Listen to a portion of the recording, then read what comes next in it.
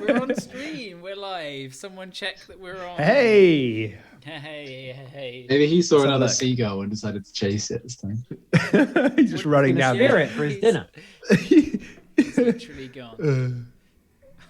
Mike, fuck's sake. Oh, that's such a majestic picture of Rupert. Isn't it? I've tried to find What a fucking grin. really crisp, good quality pictures of you guys, and they're all Emil's pictures. Like your one that I put up when you weren't here, Theo, is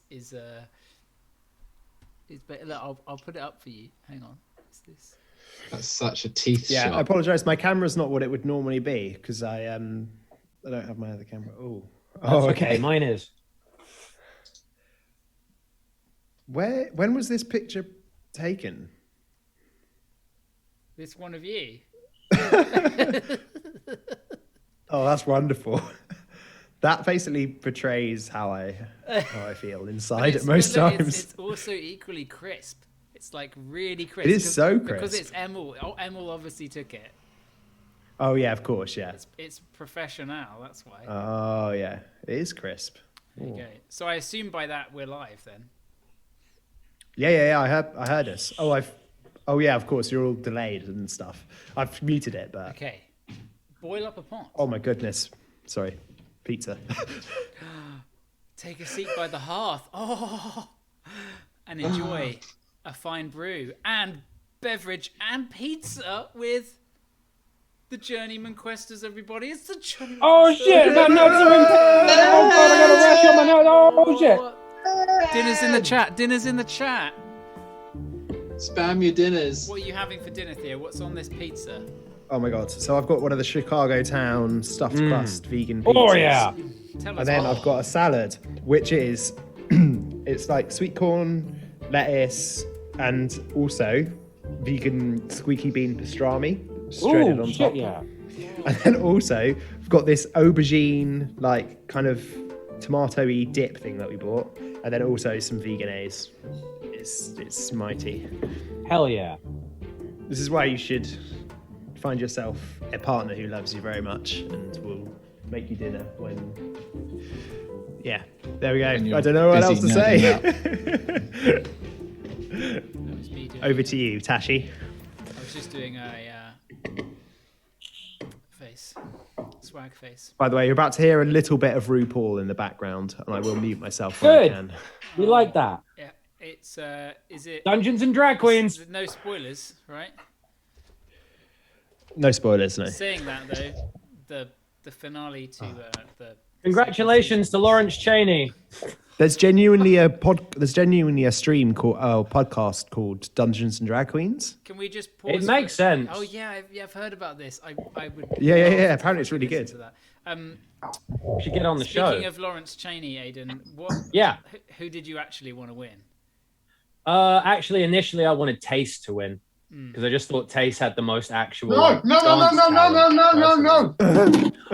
Motherfucker, you don't get to walk away for 10 fucking minutes and then give us a fucking no. Are you shitting me?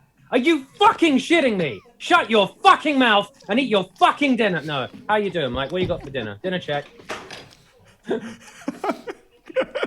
Okay. Dinner check, Mike. What you got? Nuggies and homemade wedges. Yum, yum, man. Yum, yum. Yeah. You trying to slag off Taste, my friend? You trying to slag Taste off? I don't think he's seen it. Basically, I haven't finished it yet. Well, we're not going to Yeah, tell I you think who you just- won. you I think missed you just him spoiled it saying for me, who guys. won, but You were away, and that's good. I didn't spoil it. No. My apologies for the outburst. That was purely dramatical, Mike. I love you like a brother, and I'd suck you off. I the ass. know you do. Previously, on the Journeyman Questers, as a catch-up for Aidan, I'll just briefly go over what really happened before we hear Dutch's version of events. Look at his face. Fine. I mean, You, it fits. You spent a little bit more time in Elwyn Tor, where you tried to once more gather some more information from Wolf and friends, even using some of Dylan's homebrewed truth serum Oh boy. which was made at the Church of the High Hunt with some of his own blood. However, didn't yield to much, as Wolf seemingly wasn't even aware of a huge amount.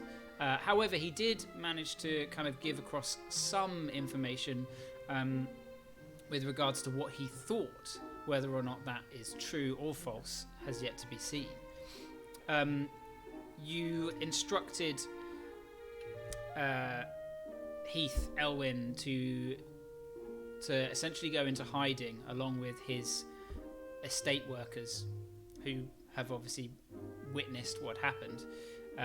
They were heading. This is the Gooseberry Jam guy, right? Yes, so they were heading Yes. to the woods where they're going to lay low until they hear word from Rufus.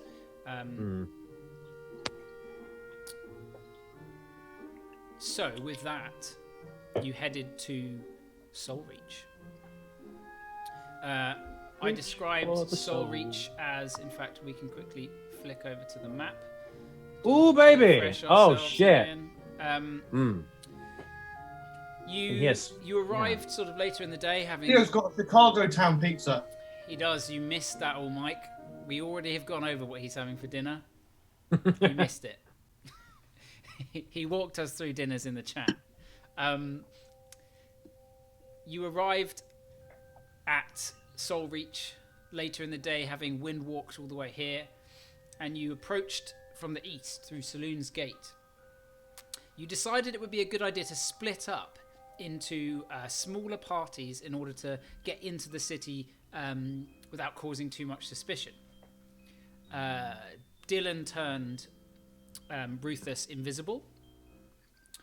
Richter made himself look like the kind of human generic mercenary dude he's been using. Varian. I thought I was Hammond. Okay. Oh, of course, yeah, you were Hammond. I forgot entirely about that. That doesn't change the story in fact in any way. You were Hammond. No one here knows who that is. They just see him as a generic kind of mercenary-looking dude. Yeah. Varian didn't really do a lot except for hide his kind of expensive-looking stuff, but he had to get new armor ring up his anyway, ass, yeah. except for his ring, which he bears fully always.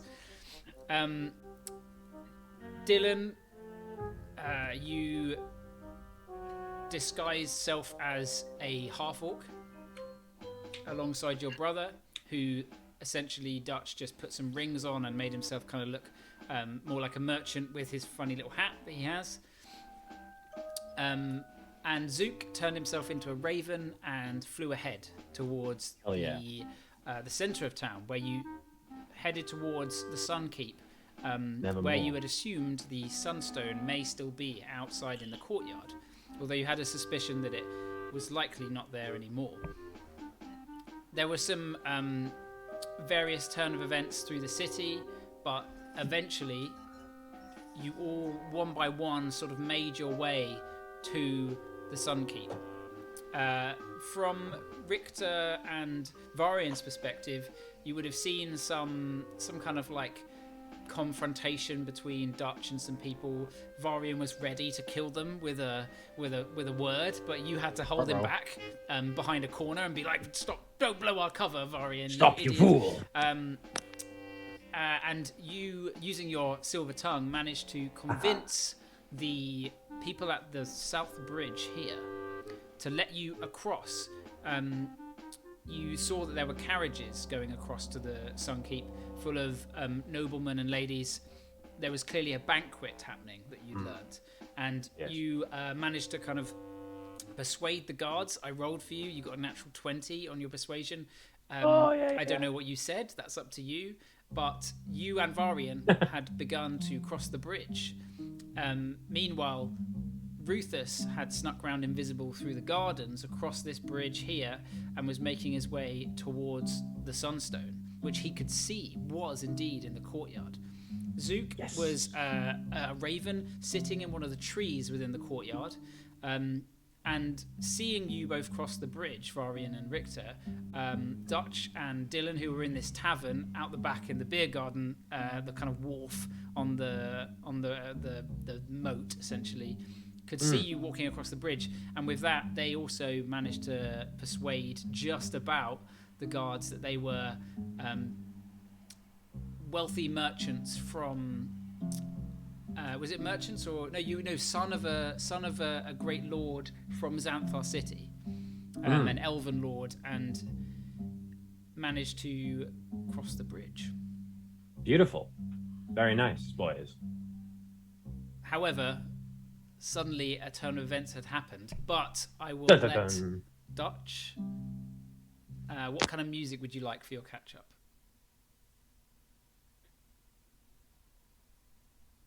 I will have.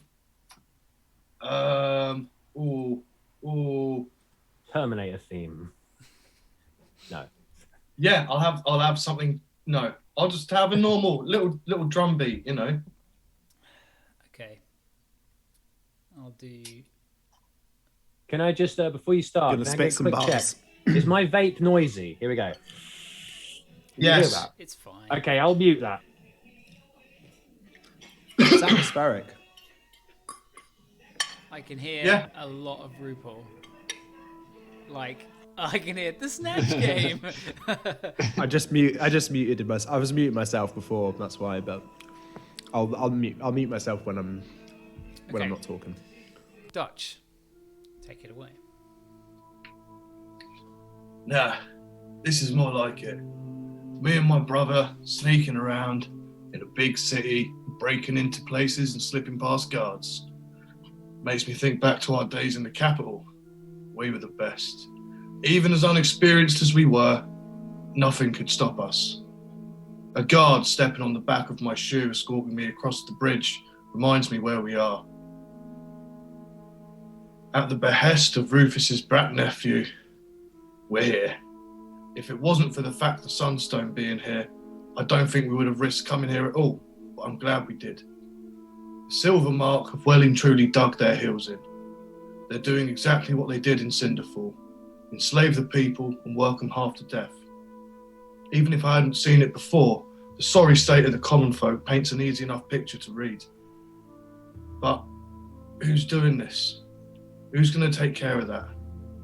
Like, why are they here? Is it the Empire? Is it the Silver Mark themselves?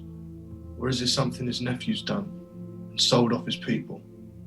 No doubt Rufus will want answers. And if he doesn't like the answers we get, we should be ready for a fight. I guess now we've got the Sunstone, it doesn't really matter what happens to Kristoff anyway. All Rufus needs to do now is reach out and touch it. A triumph. Done. So, indeed, Rufus, invisible, placed his hand out, feeling the warmth of the Sunstone, dim, much dimmer than previous. And feeling the power within, he chose to accept it. There was a clapping as someone strode out from the Sunkeep itself.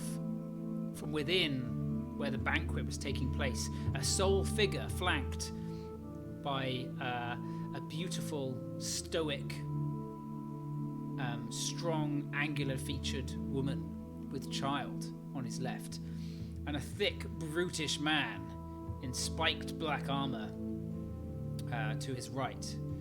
This figure, and I will describe him once more.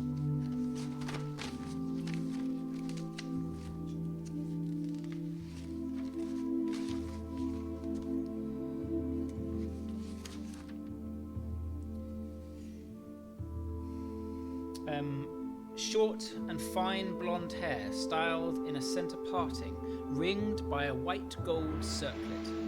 A cherub-style face with pale skin, a cunning grin. He wears chainmail with... then Josh has put, imagine Theoden's formal wear from Lord of the Rings, but it's red with gold trim.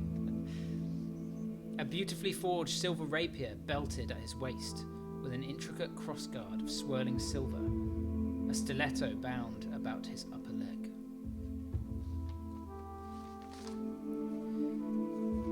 This is indeed Christoph Suncrest, Ruth's nephew.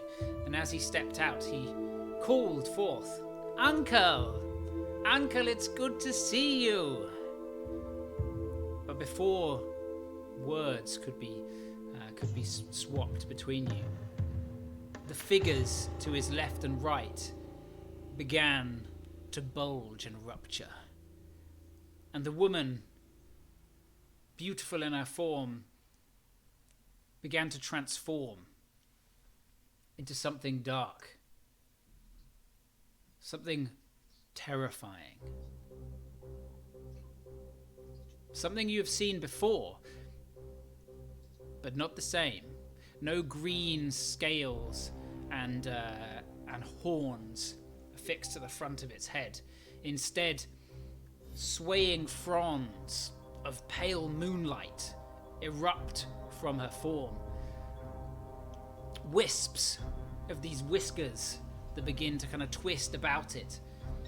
A huge, pale dragon of moonlight itself. And to the right, the dark humanoid man with his dark armor, his mouth opened up, and streaming from it, a cloud, a swarm of beetles and insects that began to envelop him into what looked like a humanoid figure, a swarm, a ruin demon. Christoph began to maniacally laugh and step backwards away from you all, as you all managed to catch up with Ruthus. You can see Ruthus now, uninvisible, standing there in front, the sunstone having vanished from in front of him, and some words being whispered in his head that no one else could hear. I would like you all to roll initiative, please. Yeah! Oh. Hit that ground running, baby. Right. Fuck's sake, I'm not good Great. at this. There we go.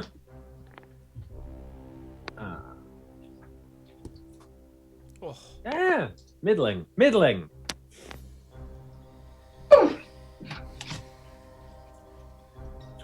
if you can put your results into the thing already. Oh yeah, of course. Here we go. Do you want me to roll for... I'll roll for Varian. Someone will need to play Varian, and someone will need to play Zook for this.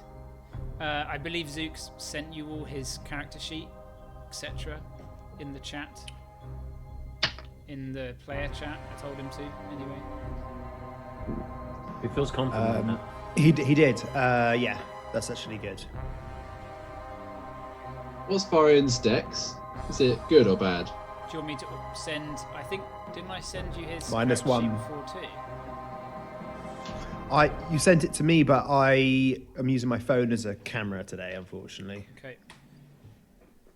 In which case, I send it to think we've all got a everybody. vague idea. We know vaguely what spells he can do as well. So Yeah, just transform into the Umber Hulk and fuck everyone up. Shield He wall. can't do that. Why? He can only transform into monsters when he'd take an extended rest at his thing, at his trap. Some of that. I've got.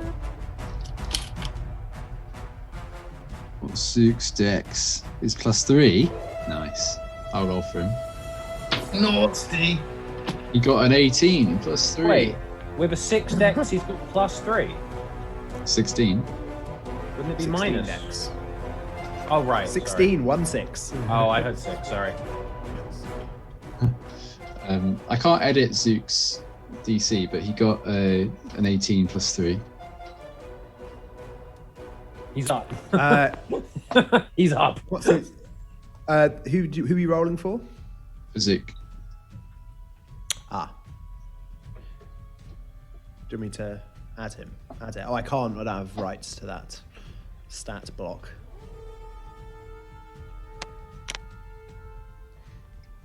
I think I'm going last. Some of you guys don't have your names next to your character in the turn order thing. I don't know why that is. No. I can see everyone's name except Dylan. Oh, it's random then, because my name's there. I don't know. Oh. What's this picture we've got for fucking Zook? It's good, isn't it? It's so good. Toothy grin.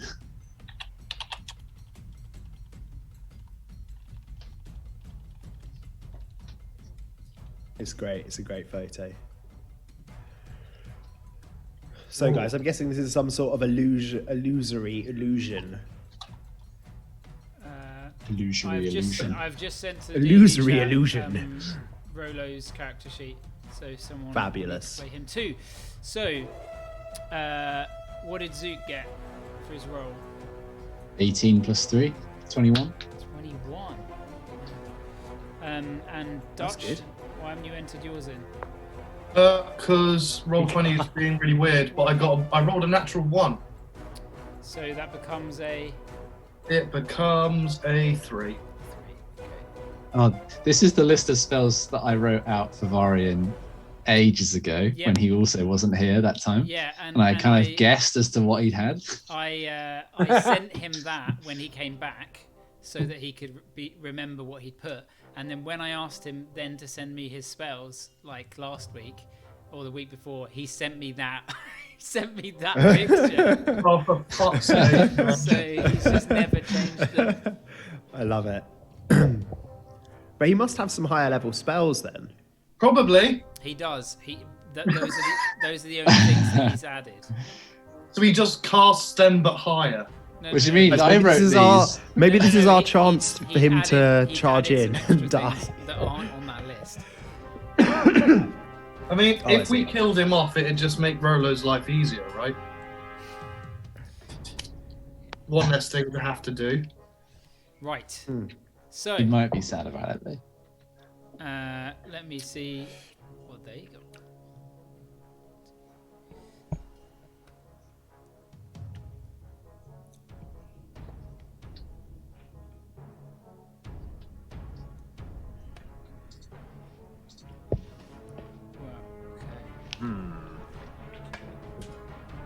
Okay, so first up is Zook.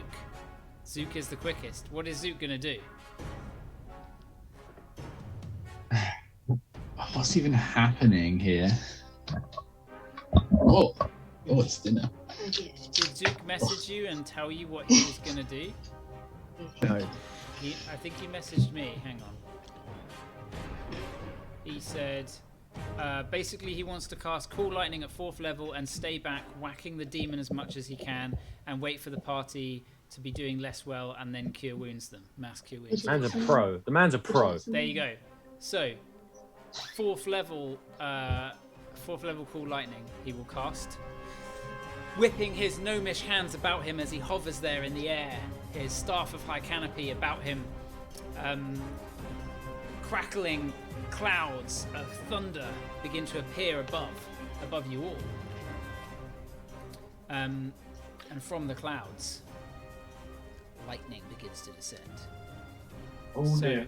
Cool Lightning, it's a storm cloud that's above Varian. You can see, by Bahamut, he like looks up. It is a sign as Zook swirls this lightning around. So he's concentrating on it.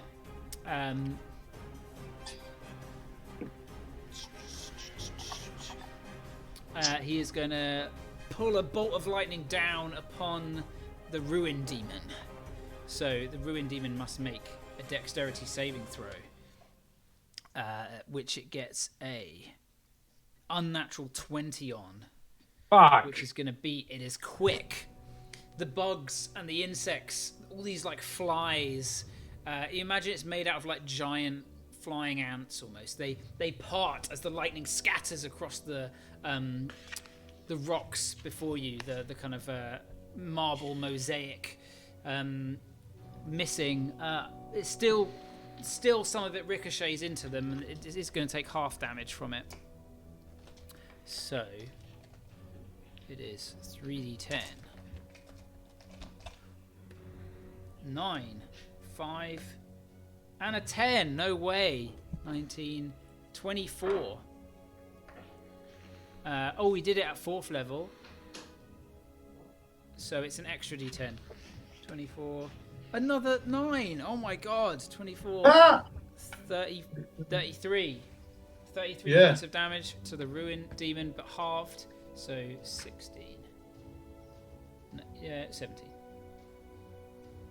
Okay. Is he going to move anywhere? Do you want him to move?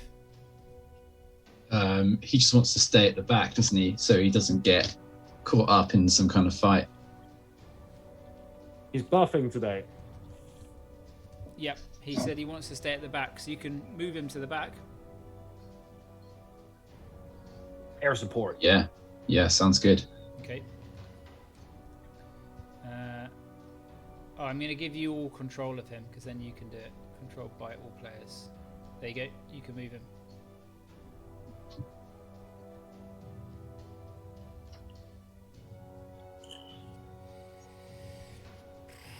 Oh, this maths is really annoying. 17 is such a horrible number to have to...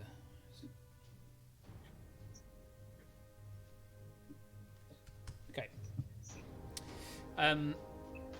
That's going to end Zook's turn. Next up is Christoph on 20.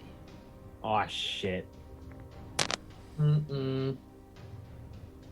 Christoph strides forwards, laughing, his mouth almost agape, larger than life. His sort of coif of blonde hair flying about in this breeze.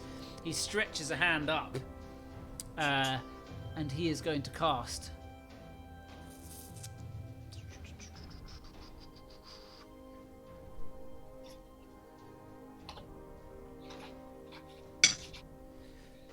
you can see some sigils appearing in front of him, and around him you can see this sort of bluish golden tinge of this kind of ethereal armor begin to encase him.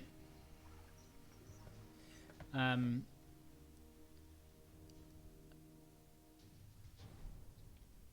then he is going to light a hand. Flames begin to coil up one side. He looks towards you and says, "You shouldn't have come here, Uncle." And he's going to fire a little firebolt at you. Not a fireball, but a firebolt. For a 19 to hit. Nope, it misses. You bring your shield up, and the fire kind of ricochets off, exploding around you as you hold your ground there on the steps to the Sunstone. Christoph is going to stay where he is. It is now Varian's turn. Wow, Varian and Zook rolled really well. What's Varian going to do? I've got a plan if people don't mind. Go for it, Does baby. it involve blade wall and madness, darkness? Alternative plans. Varian will eye these beasts in front of him and lock eyes upon this draconic creature and say, "Bahamut, bless me with some winged creatures to fight these enemies in front of me." And he will cast Spirit Guardians. Oh, nice. Hell Yes. Oh, that's a sick spell. Maybe at a higher level.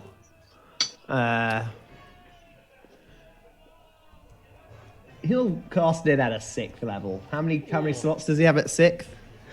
I believe he has one or I think 2 at this level. 2. Oh my god! So he has 2, does he? have a Why not go for it? That's the next. So that will be much damage. Much. So damage. Spirit Guardians is a spell that kind of surrounds him. Yes. He needs to Yeah. get close to them. He has his level. Yeah, he has. No, he has 1. He just has the 1. He just has the 1. Okay, he'll cast it at a 5th level instead then. Okay. Actually, a 4th level, I think, is fine. Okay. Will be fine. Yep. Spirit Guardians. It's a 15 feet radius sphere around him. I will show So, and he'll move up to Rufus, I think, with his movement, and draw his Can everyone see that blade. around him. Yes. Yes. Yes. He's controlled by everyone, so he'll move up 5, 10, 15, like to the side here. 20. I reckon he'll go up further. I reckon he'll go up further. Yeah, I think he's brave. He'll He can get to there. Hiding. yeah, why Runs not? up his He's spirit protected. guardians. I will change the color actually to like a blue. That would be Varian's color, wouldn't it? There. Better. These, Can I describe yes, it? please do. It's these platinum. They look kind of like dragonflies, but they're actually small platinum dragons with dragonfly wings and razor sharp teeth and talons as they like fly around him, awaiting for a creature to enter the radius, and they'll start nibbling upon their flesh. Yes, You that's what sicken me, dragon cur. yeah.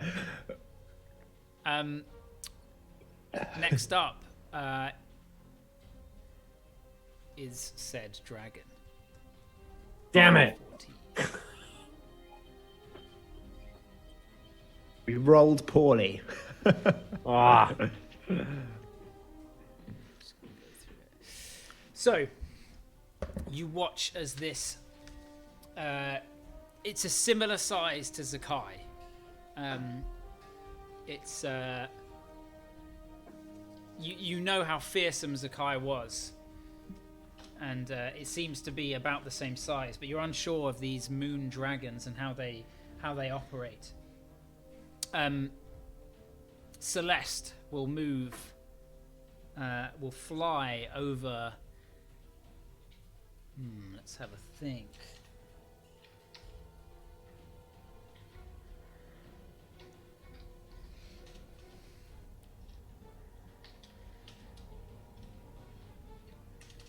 Celeste will fly over to here, landing down outside the radius. And you watch as her neck begins to bulge and coil, but not with flame, not with acid, but instead with pale light that begins to shine forth like a beam, like a moonbeam that you've seen Zook kind of pull down before. A 10-foot wide beam shoots out across. So anyone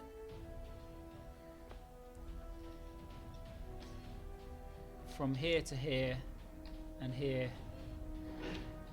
is essentially taking up these squares like that. So in fact, it wouldn't get Brother Draug just,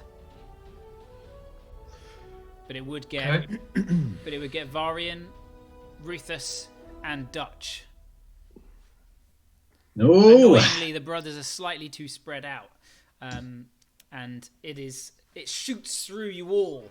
You feel this strange energy pulse through you and pulse through your brain.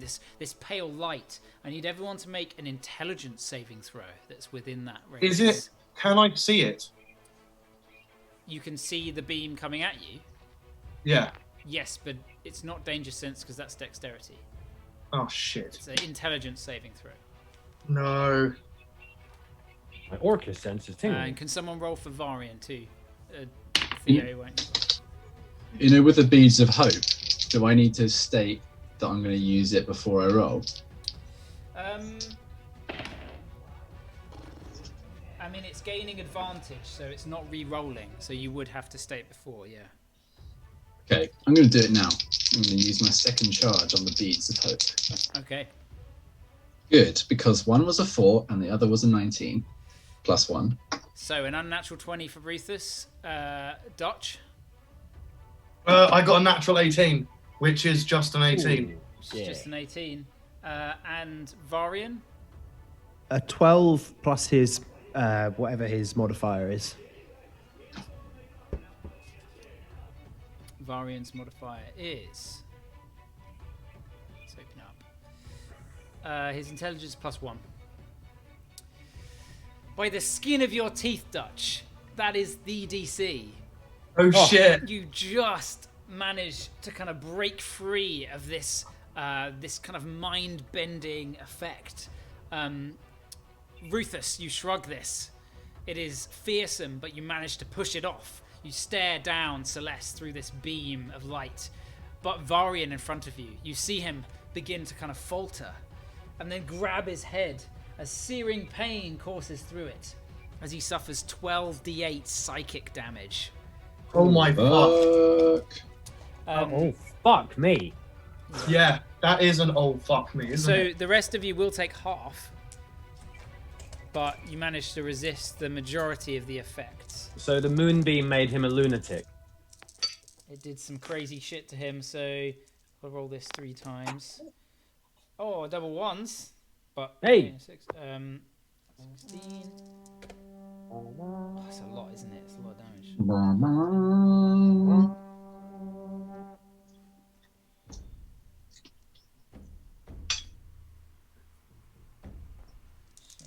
more. Actually, while we're doing this, you know I leveled up. Could I just quickly roll my HP? I don't know when you leveled up. It was 8. It was like before. It was at the end of the session before last. Well, when you were in High Canopy. You messaged me and just said level up. Yeah, and then I said, sorry, that was meant for Rupert. Oh. Oh shit. You should I be didn't see that. You should be level 13. Yeah, that's fine. Yeah. No one is above 13, save for Zook, who is 14. You've made me completely lose count. Very well. You rolled 2 ones. 49 points of damage to Varian, Ooh. and half of that to everyone else. So 25 points to both Dutch and Ruthus. Oof. Fuck. I'm going to parry this. It's not a melee attack, so I don't think you can parry it. Oh, really? Have a look at your parry. I very much doubt you can parry a moonbeam from a dragon. However,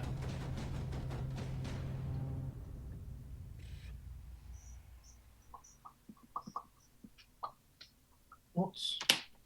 can't use its alien presence yet because it did its bewildering breath. No, it did its mind-rending breath. Interesting. It has multiple breaths. That's cool. Okay, so that is the end of the dragon's turn. It is now Richter. It is your turn. And Ruthus, Richter. Could you parry it? I'm just looking it up. But you take your turn and I'll... Okay. Okay. find Richter out. charges forth 5, 10, 15, 20 feet, horrified by the terrifying dragon and ruin demon that it sees behind it. And you said the ruin demon's like a kind of a swarm-looking kind of thing. It's like a humanoid form, like a large humanoid form built of what look to be winged insects. Disgust floods through Richter's Githic esophagus, and he casts his hands forward. Glyphs begin to appear off of his fingertips and coalesce in the air, and almost seeming to swarm like the bugs making up this terrible demon. 2 large swarms of glyphs coalesce around the demon and the dragon as Richter attempts at 5th level to cast Banishment. Oh. Holy shit! They must make charisma saves. So did you up the level to cast it on multiple creatures? Is that? My warlock level allows me to cast pack magic at 5th level. Mm-hmm. And so if I cast Banishment at 5th, it means I can target an additional creature. So yeah. No way. Yeah, That's a nice little balanced juggle butt. Okay, so it's a what kind of save? Charisma save, isn't it? Charisma save. Okay, so charisma save for the ruin demon But they're not charismatic. is a 12, Okay. and the save for the dragon, the moon dragon, is a 12 as well. Is that all their Shit. rolls? Mm-hmm. They both pop out of fucking existence! You watch in front of you as the ruin demon just vanishes, but the dragon uses a legendary resistance. Of to course. succeed the saving throw. Okay. So that's 1 down. But basically, the ruined demon is gone for a minute. And basically, yeah. So I have to hold it concentration. If the minute ends without the spell ending, he does not return. He stays in his home realm. Well, it depends where you sent it. I sent him. Does it auto go to the? He home auto realm? goes to his home plane if this isn't his home plane. Very good. Very Yes. good. And because he's not an entity of this world, clever. Thank you. You watch as the ruined demon pops from existence. Ah, The glyphs kind of ensnare it, and you watch as the glyphs slowly kind of rotate geometrically until it disappears, and there's a cube left, and the cube slowly just vanishes. Victor, is that your turn? yeah. In fact, I'm just gonna shimmy a little bit more. 5, 10. I think that'll do it. I'm good. Okay. Ruthless Suncrest. Could you parry it? No, I can't. You're right. It's only melee. Oh yeah, how much was it, by the way? 50? No, not 50. It was 25 points of damage. Yeah. Sick. It is. Oh, Dutch. You took quarter damage, right? Because you're resistant to psychic. Oh shit! Is it psychic? Yeah. It's psychic damage, my friend, and that's the I only thing. paid 13. You're resistant to that when you're not raging, right? Because Yeah. it's just your what is it? Your head is so thick from all Yeah, the beatings basically, that it doesn't affect you as much anymore. Yeah. It's you almost become like Fry when the brains can't eat him, so they can't survive because he has no brain. It's like that. Okay. I'm so great. stupid. You can't psychically attack someone who doesn't understand a psychic attack. For no reason. So you would take instead 13. 13 points, yes. Okay, Rufus, what are you doing? Rufus kind of takes his hand away from the Sunstone, and as like this battle unfolds, like almost out of nowhere around him, it takes him a moment to really like figure out what's happening, like a few seconds. Is there any way Rufus can think like, is this happening in real life, or is this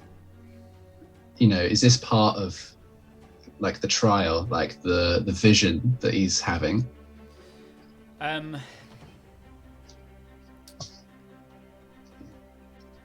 You can roll me an intelligence check for me. I got a 19.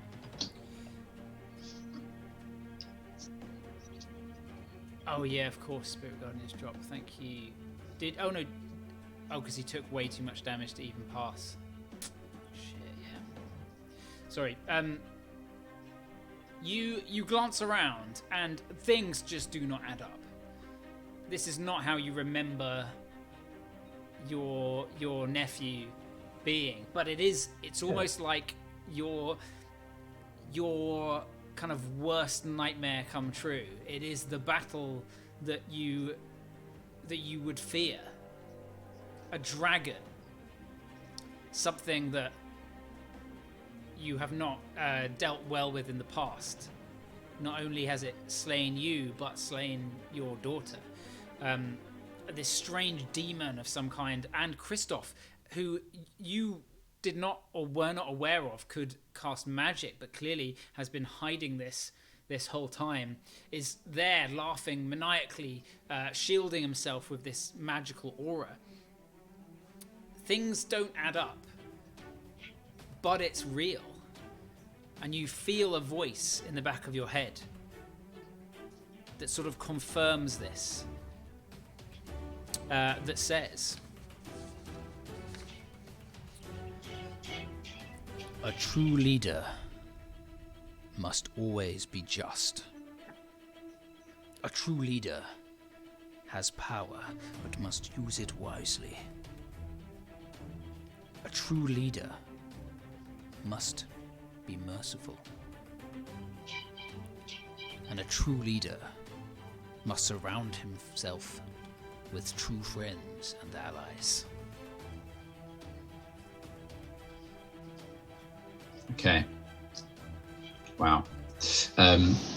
Okay, so this all happens, and probably within like the span of a few seconds, all of this realization coming to Rufus. And he sees all of his companions around him, like already like going into the fray, and a sense of pride and companionship wells up within him. And he sees Kristoff at the foot of his family's palace, laughing maniacally, and this dragon bearing down on the party, reminding him of flashes of memory of Zakai's jaws crunching down on Rufus, and his vision going to black. The rage wells up inside of him, and seeing his comrades fight on, he draws his sunblade and thinks upon what the king said when he touched the stone. Funny how history repeats itself. And Rufus thinks, history will not repeat itself this day.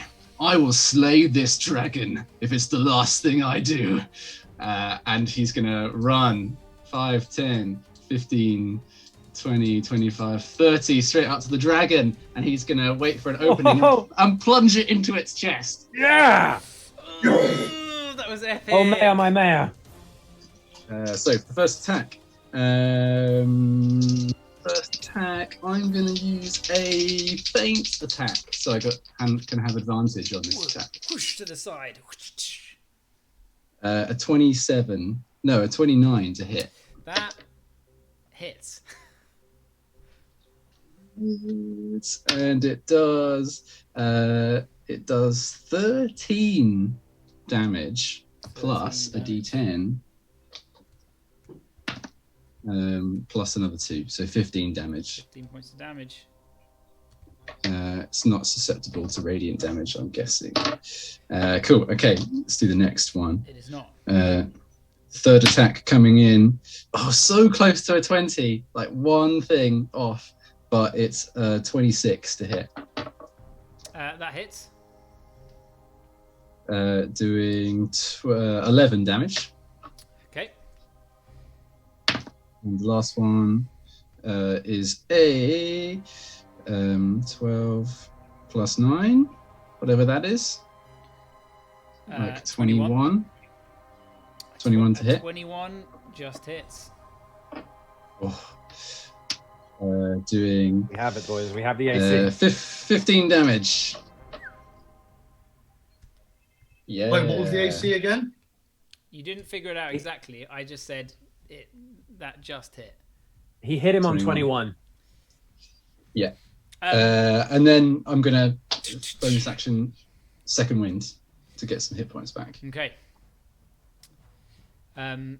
You stride forward, slashing out with a sunblade. You can see this moon dragon automatically kind of peeling back away from these strikes. The radiant damage doesn't seem to be affecting it any more than normal, but it is striking true, and it is instilling it definitely with a sense of hatred towards you.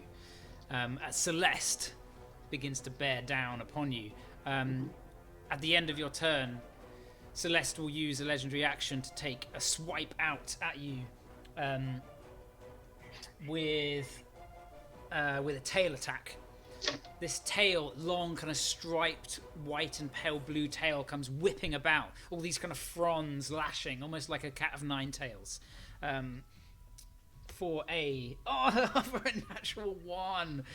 God dang.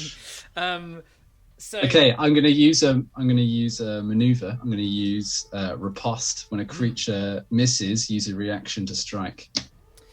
You duck as it whooshes over your head, and you bring the sunblade down across the tail. Oh, again, one triangle off of a 20. It's a 26 to hit. Wow. Doing 16 damage plus 2. 18 damage. Damn, Rufus. That's a lot of damage in a turn. That's like 50 damage you've done so far. Oh, yes. Next I'm up. questioning whether to action surge or not. Oh, okay. Yeah. Well, I'd already made this attack. Oh, okay. Yeah. Your Do turn. it. Go on. Go for it. Dylan, it is your turn. Dylan, seeing Rufus rush forward and beckoning encouragingly to his companions, will whip his longbow off his back, and letting some of his life energy, he will imbue it with his crimson right, and then he will rush forth towards the sunstone, sort of ducking towards it for cover. So as far as I can get towards the sunstone, 5, 10, 15. Can I still see the dragon from there? Yep. Yeah. You can see it. Yeah, absolutely. It's big. It's big, and the sunstone isn't there anymore. It vanished. So. Oh, it's vanished, has it? Okay, Yeah. I see. As soon as you saw Rufus appear out of invisibility, the sunstone was no longer there. So I can I'm not hiding, but I can sort of duck behind the lip of this. Just to rest my knee while I draw an arrow. Can I? Yeah, Is that possible? Yeah. And as I reached towards a crystalline arrow from the Queen's umbral quiver, a familiar screech from the skies is heard as a winged creature, an owl, swoops down to aid my shot, and I will release the arrow. Okay. Make me quiver, bro. As you crystallize the arrow in your hand, Dylan, you hear a voice in the back of your head, almost a growl, a deep growl of hatred. Okay. So that will be a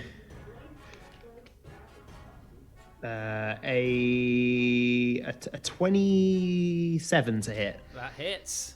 Oh, damn. Okay. Oh, damn, boys. God damn. Let's get some dice. So 4 for the Fuck it up, bro.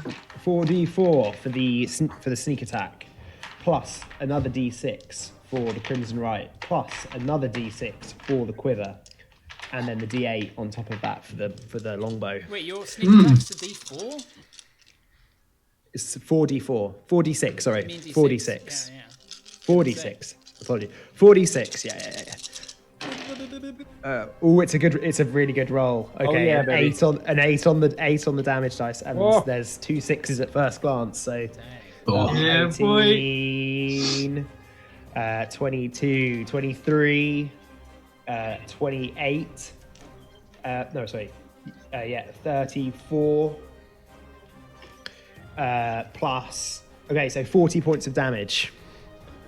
And fuck what yeah. type of damage? So, Psychic. and the whole thing is psychic? The whole thing is psychic because the arrow is psychic. The arrow slams deep into this dragon, and nothing happens. Oh. Just don't notice anything at all. It is immune to psychic damage. Oh! No. How does that affect my sneak attack if I go for a second? If I go for a second, do I not get my sneak attack? Or is... I think it's the sneak attack. Sneak attack is part of the hit. The hit was it hit exactly where you wanted. Yeah, that makes sense. Was surprised, but That's fine. the actual impact and damage as the kind of crystalline energy begins to wrap about this dragon and try to shatter its mind, it has no effect. Seeing this shot had little to no effect, I will reach for a good old-fashioned wooden shaft with traditional fletching, and I will release that arrow instead. Yes, let's go. You hear another growl. 25. That hits. You hear another growl in the back of your head that whispers, "A cruel trick."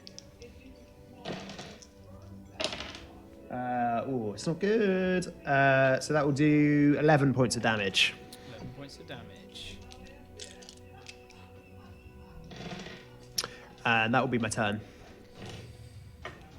Okay.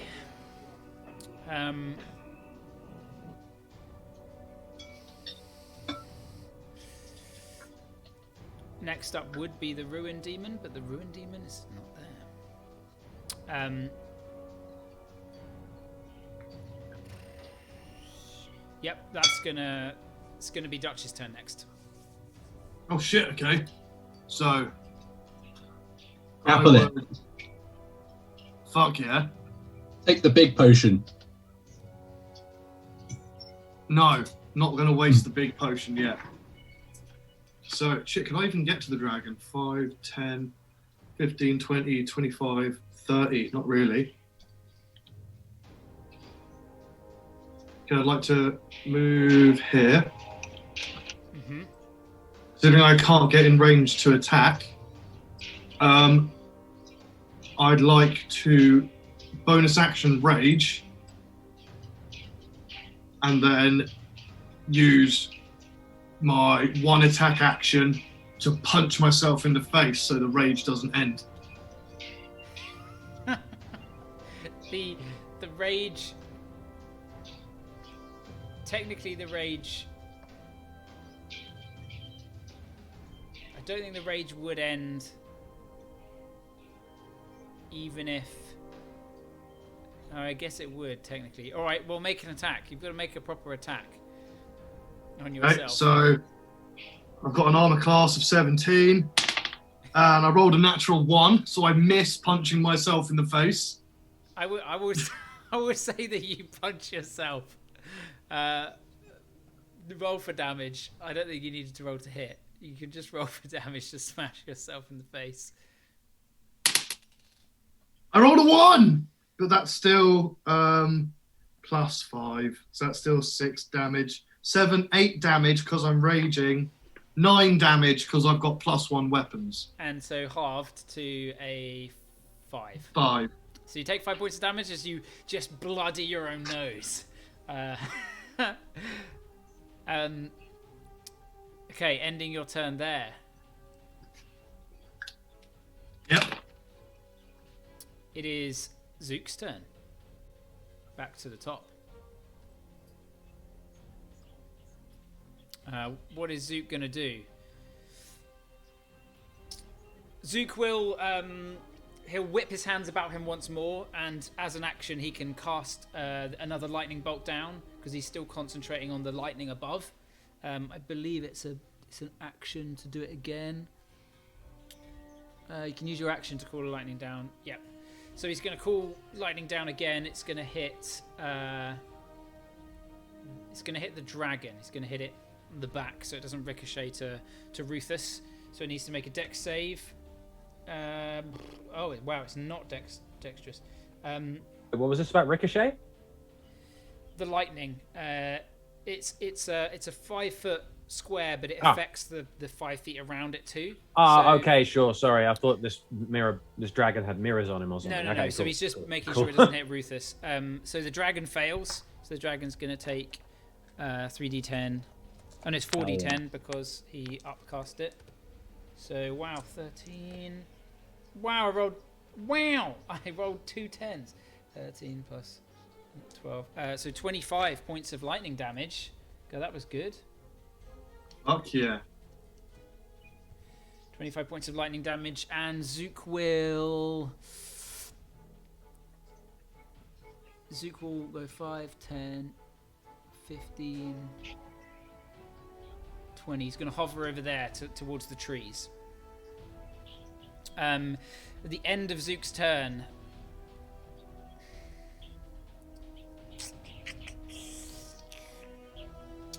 Celeste is going to make another tail attack at Ruthus with the legendary action. Oh, that's better. That's a 28. No, a 26 to hit. It hits. So the tail comes whipping about. Oh shit, no, it's way more. The tail is better than the claws and bite. Shit, whoops. I didn't add the right amount last time. For 18 points of bludgeoning damage as it comes to whack you. This one I will try and parry. I'll Okay. bring up my shield and try and take the brunt of it on that. So superiority die plus dex. So I don't. Wait, what? I take 7 off of that, so I take 11. Yep. Sick. It is Christoph's turn. Uncle, it's so good to see you. You see his hand come forth in front of him, and you feel something begin to grip your mind. No. Rufus, Not wisdom-based things. I need you to roll me a.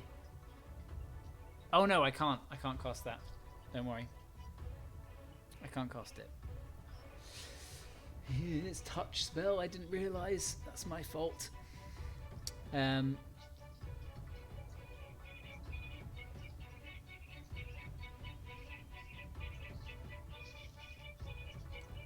You just go back inside and stop being such a little dick instead.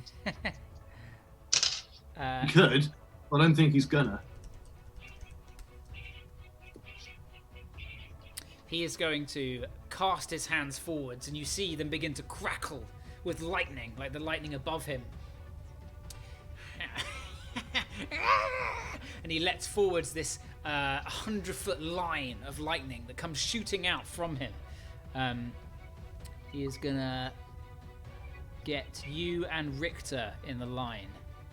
As that kind of through both of you. I need you both to make me dexterity saving throws. Shit. He has upcast this as well. Go and is that. I would. So Richter begins to sort of try and dodge it, but doesn't think he's quite going to make it, and he forces his mind to just push with his legs a bit more and makes an inspiration attempt to really fucking dodge it. Oh, I love that. I love that. The reason. What's the dice for that again? You re-roll. Oh, nice. Okay. Shit. It's not I've good. got a meta question. Yeah. You know better. The saving throws for gnomes Yes. against magic. Is it only wisdom that you get advantage on? No, it's wisdom, charisma, and intelligence, I think. Okay, so not dex. No, it's not dex. I can double check. No, that's okay. I'm going to use the beads of hope, which is my last one, and then they just become regular beads that I can do whatever with in my own spare time. Okay, good. So unnatural 20. Okay, an unnatural 20. So you jump out of the way as the lightning kind of courses past you, catching you and Richter. Richter, what did you get? That re-roll was a 15. A 15. Unfortunately, Richter, you still fail, even with the re-roll. And this is a fuck ton of lightning damage. Oh boy. Okay. Wow, this is like just as good. This lightning bolt spell is just as good as firebolt. Not firebolt, fireball, but it's a line. It's like the same, but lightning and a line. Oh Holy boy. shit! Why don't people? All right, get ready for this demon to come back. Okay, this is. I didn't roll too well, actually.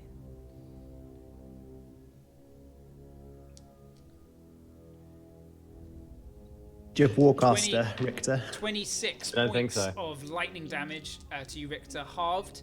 So 13 points of lightning damage to you, Rufus. Okay. And you will need to make a concentration check, Richter. 1 sec. Did you say that was 13 off? No, yours is 26. Rufus is okay. 13 because he halved. So that would be 61. So you need to make a Constitution save. Yes. Plus your, well, it's just a Constitution save. But do you have Warcaster? I don't think so. No. You have to beat a 13 because you need to beat half of the damage. Okay, here we go. Oh fuck, demon's back. Richter Wait, recoils back, and his concentration just shatters. Wait, did you just say the demon's back? Yeah, if I have to hold the spell for a minute for him to stay there. If my concentration breaks before a minute ends, he comes back. Oh, fuck.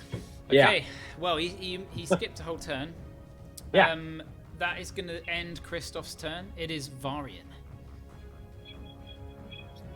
Where's this fucking demon? Arion. Varian, frustrated I don't think the stream's updating. With Roll20? Oh, really? I can see the demon back.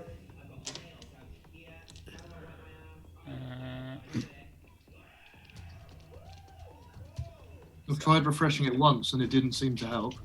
Is That's it good. You can see moving around. Yeah, Yep. you can see me moving it and stuff. Yep. Oh, might just Looks be good. you, Mike. Yeah, I refreshed it and it's fine. In fact, I need to move that up a little bit. Okay, fair enough. Yeah, the names aren't appearing, which is a bit weird, but whatever. Yeah. Okay, so it is Varian. What's Varian doing?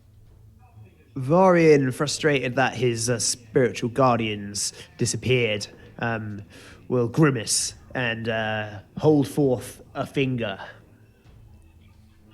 and that from it, a guiding bolt will blast. At what level? I don't know. I don't know how many slots has he got of levels. It's a level 2 spell. So he has 4 level 1s, 3 level 2s, 3s and 4s, 2 level 5s, and 1 6 and 7. But he's used a. Oh, it's 4. good. It's 46. He'll just do it at 2nd level. All right. Yeah. So make a spell So- attack and add 9 to it. No, 9. No, add 10 to it. 10. So I rolled a 4, so it's a 14. But at that, as he sees that he fired it wide, so he glances to the sky and holds a fist up. He's like, "Bahamut, bless me!" And the bolt gets back on course and goes straight for the dragon foe. Is he gonna? And uses God's his blessing? divine. Yeah, that's it. Yeah. He I adds a forgot what plus it's 20 called. to his attack, so it definitely hits for a 34. Yeah, roll damage. Not bad. Bahamut, guide me. So that will be 8 plus 6 is 14. Plus his wisdom modifier. Is that right? 5. Yeah, which is 5. So that will be 19 points of Nice. radiant damage. And the next attack on And- it has advantage. Indeed. As it shines with a Yep. beacon of Bahamut. The north wind blows strong about it. Okay, is he going to move anywhere? I don't know yet. Maybe. No, he's a bit battered, isn't he? He's taken a bit. He's taken 49 points of damage. Yeah. Do you know, he's Can going to he- move out the way for Dutch. Can he do a bonus action healing word or something? He can't, no, cast 2 because it's not a spells. cantrip. He's going to move out the way for Dutch. So Dutch has got a beeline to run at this beast. Oh. Is that acceptable? Yeah. Just maybe here. Maybe he might actually want to get out of the way and try and get some cover. Actually, is that possible or is it not? No, actually no, because the breath attack, I suppose. Yeah, not really. How many hit points is he on? So he has 92 and he's taken 49. I'm literally just trying to work that out. Oh, now. geez. Okay. He took a fucking ton. So he's on. So he'll be on 52. Take away 9. 41. He's on. Yeah, he's going to back away. So he's done the diagonal. So that'll be No, that's not right. 10, 15, 20, No, he's on 52. 25. 30. Yeah, he's hiding. He's hiding. What a He's coward. backing up a bit. Like half health. He's bloodied from that beam. Okay, at the end of Arian's turn, Celeste will whip her tail once more towards Rufus. For Ah. a 23. No, 21. Uh-huh. 21. Just. Yeah. So that's going to do.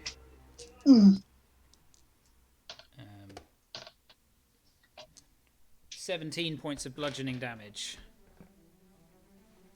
Okay, I'll parry it. Okay. Bringing up the shield once more. Blocking 8 of it. What did you say? 18? No, I said yes. No, 17. Okay, cool. So I take 9. Okay, it is now Celeste's turn. Ruthless, can you roll me a d6 on a 5 or a 6? She gets her breath weapon back.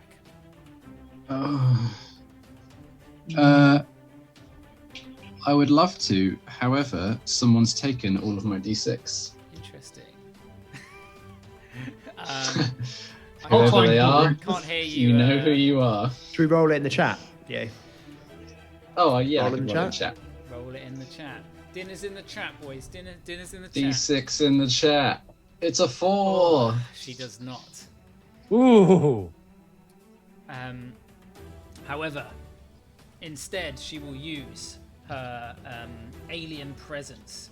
I'd like everyone within 120 feet that is aware of her to make an intelligence saving throw, please. Ooh. That's everyone. Everyone to make an intelligence saving throw. Mm-hmm. So I do get advantage on this because it's intelligence and it's magic Oh, based. fuck. Crit fail. Oh no.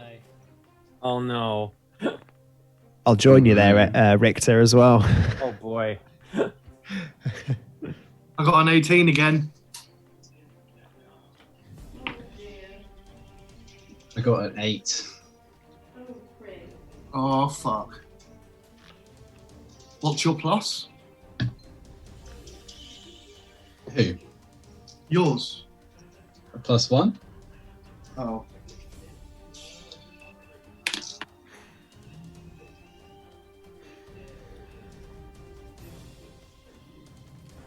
Holy shit. Okay, so Varian I'll roll for. Varian's failed, and Zook. No, Zook rolled a natural 4. So, did anyone get 19 or more? No. Nope. You all fail. You are mildly hypnotized to the extent that intelligence checks and saving throws now all have disadvantage. Oh, okay. It doesn't do anything more That's than bad that, for her. but it is you are weakened to it.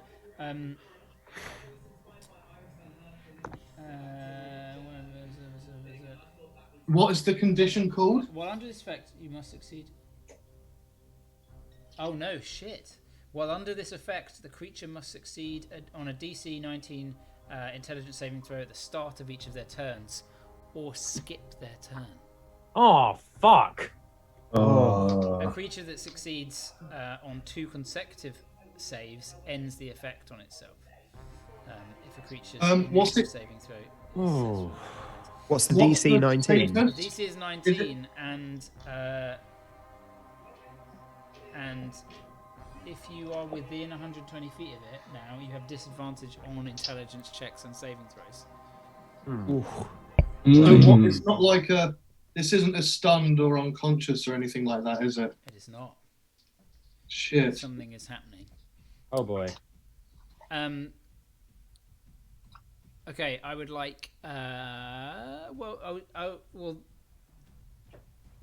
they're going to use their hypnotic presence, and then they're going to make a bunch of attacks on you, Rufus. In fact, Sick.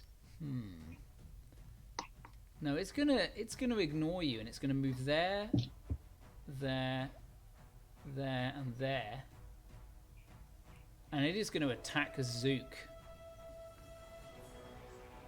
seeing Zook. Oh behind shit! the No! trees, Yeah. whipping the Sorry. lightning about. Whoa! It got in my space. It got in my fucking space.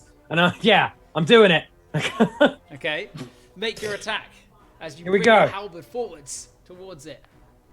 Plus this and 17. Shit. You bring your halberd forwards, but it just clinks on the cobbles on the floor, and it God slides fucking forwards, damn this. and it bears down upon you, for you have angered Yeah. it. We need Zook. It's gonna make its bite and 2 claw attacks on you, Richter. Okay. So Here we go. First bite, I rolled a natural 2 for a 13. That doesn't hit. No. Second bite. Whoa. Oh no, sorry. This is a claw. That is an 18. Just hits. So that's gonna hit, and the second claw is a 22. So Yeah. both claws are gonna hit. So Here we that go. is Yeah. 11 followed by that was a bad roll. 11 followed by 9. So 20 points of 20. of damage. All right, altogether. manageable. All right. And that's gonna end its turn. Richter, 'tis your turn. Richter is in quite a bit of pain. Moving. So, at the beginning of your turn, you need to make an intelligence saving throw for me. Oh shit! Yeah, this ain't gonna be good. All right. And you have disadvantage because you are under the hypnotic presence for a minute. So I gotta do it twice. So you have Okay. to just roll twice and take the low. Ah shit. Yeah, I don't think either of these did it. Okay. Did you beat a 19? Nope. You skip your turn, I'm afraid. Okay, boys, this is gonna be a tough one. See you later. Yeah. Rufus. I'd like to come back as a nice creature next time. Rufus, it's your turn. Okay, so I would normally get advantage because it's a magic-based thing, intelligence. So it's a straight roll. So I'll just have a straight roll. Oh, it's 1 away from a 19. It's a 10. See you later. You have Indomitable. See you next time. Oh, yeah, I could do that, actually. Yeah, fuck it. It's a 20! No way! No way. Yeah.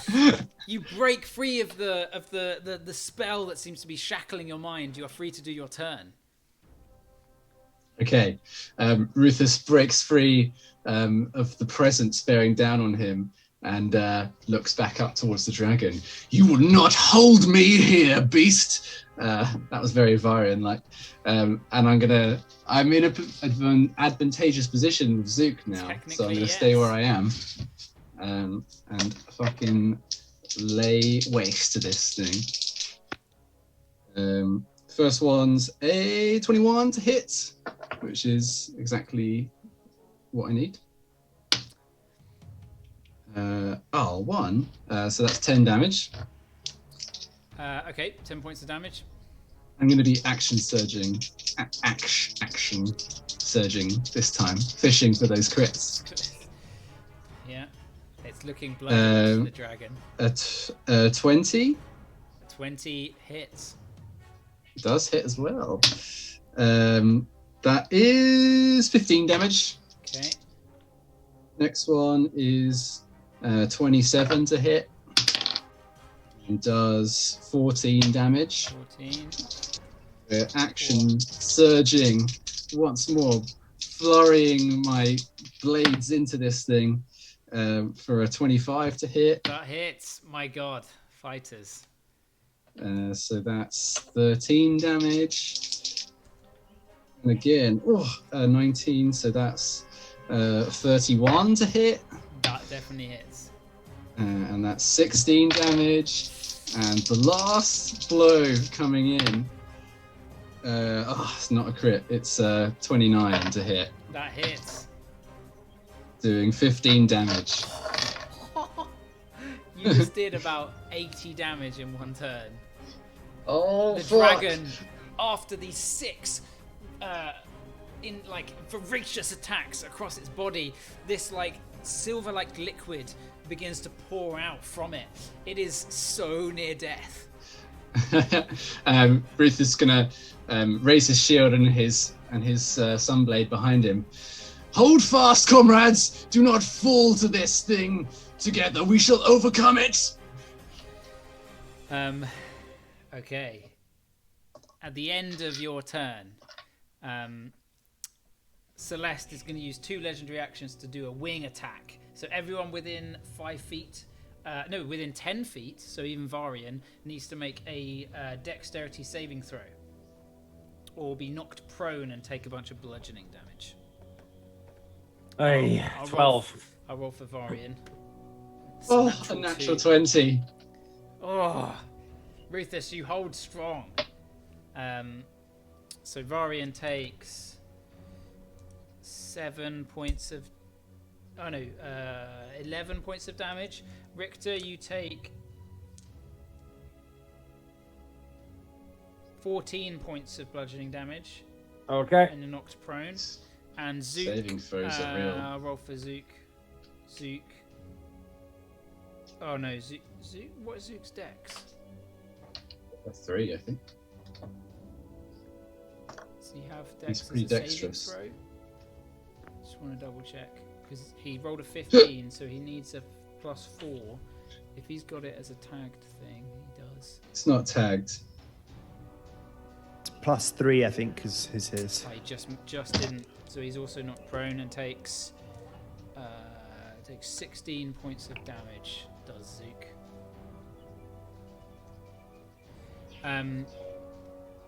Yeah, and you are all knocked prone. So Varian took. How much did I just say Varian took? All of it. I think he took like 16. I can't remember. I'm gonna re-roll. I can't remember what I said. So, that is what I rolled. I remember now. That's 13. Okay. Wow, Varian is looking pretty injured. Seeing that it didn't manage to knock you down, Rufus, it is not going to fly away with those. It can then fly its fly speed. Knowing that you'll probably end up cutting it down from where it stands, it will hold its ground. Looking towards you, regret starting to seep into its milky gaze. Was that an attack? It's a saving throw that you have to do, so it's not technically a melee attack. They didn't make an attack roll, even though it's called wing attack. It's not technically it's not an attack. Use wing attack. Next up is Dylan. Intelligence saving throw. Yes, intelligence saving throw for me, please, with disadvantage, unless you somehow have advantage. I failed it. You are essentially locked in place, unable to react, as you watch your friends cower. But Rufus stands strong.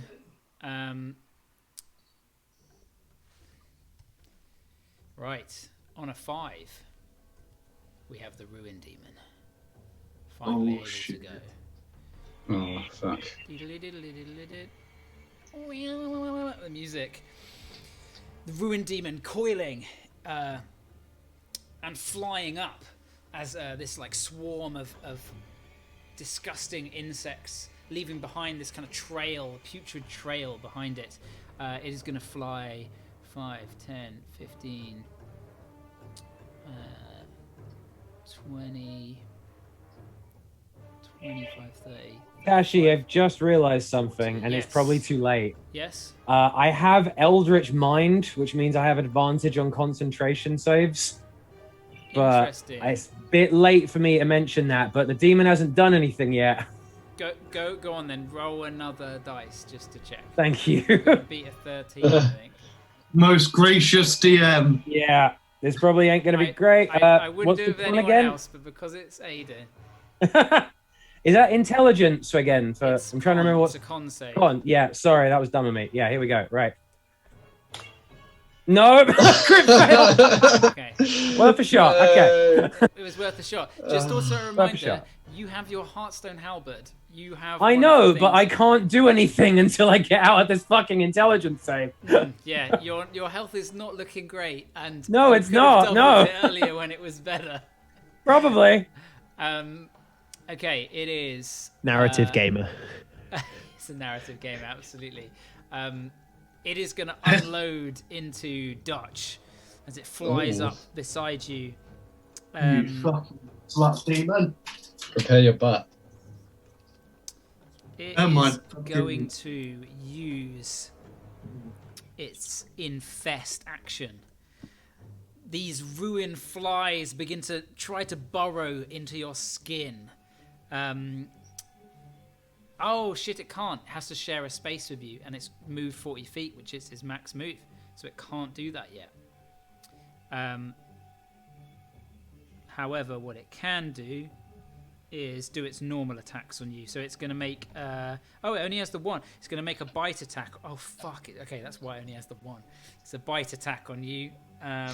Which... does. It's only a 15 because I rolled a natural 4. Nope. Wow, that could have been real bad. That's a lot of What does fucking it do? damage. And it does some crazy 10d10. shit. These swarms of flies begin to kind of like try and nip and bite at you as the actual big mouth opens up for a giant bite. The collection of the swarm trying to like grapple down upon you. But you dodge back, kind of parrying it off to the side. That is the end of its turn. It is now your turn, Dutch, but before your turn, Oh shit.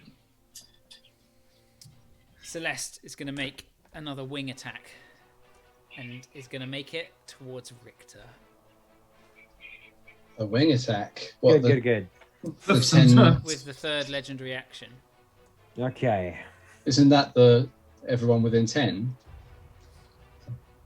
Oh shit, sorry, I meant a tail attack. I mean a tail attack in my head. Oh, good. Yeah, that's a 30 to hit. Yep. It's a big 10 hit. And that is... I rolled a 7 and a 6 on the d8, so that's 19 points of damage. Okay. Fuck. Okay. And that is now it's Dutch. It's your turn. Okay, so I need to make an intelligence saving thing, don't I? You do an intelligence saving throw with disadvantage. Okay. If you I please. really want to do this on camera because I feel like I might roll well and then no one will believe. I will believe you. So I rolled a 5, so let's just take that. Okay. Your turn is skipped.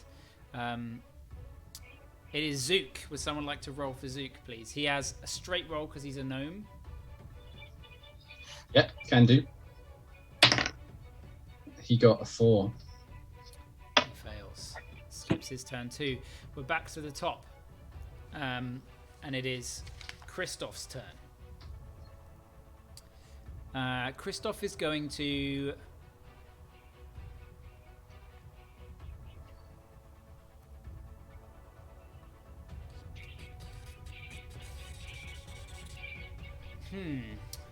This is an interesting one. Choose to do nothing.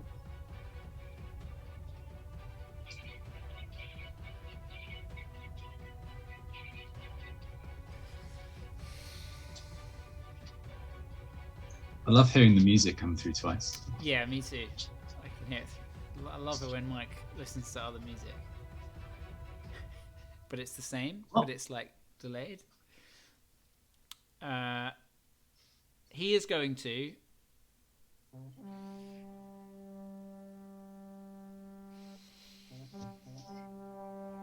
He is going to cast Banishment. What's the range of Banishment? 60 feet?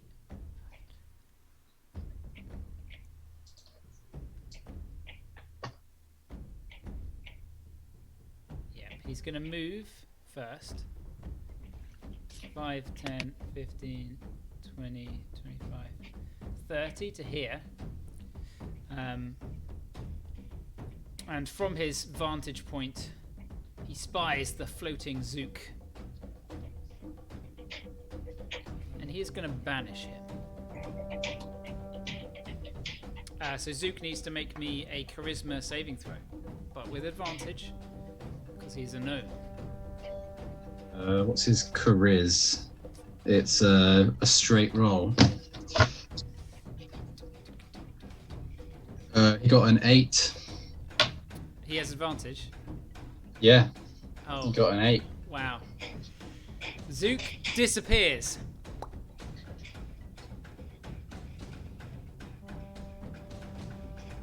He's gone. Boink. Sorry, mate. However, the lightning storm does still stay. Concentration is still there. Next up, Varian. Someone roll me an intelligence save for Varian. Sure thing.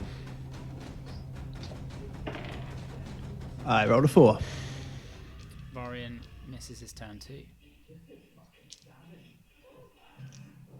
And we are back to Celeste's turn.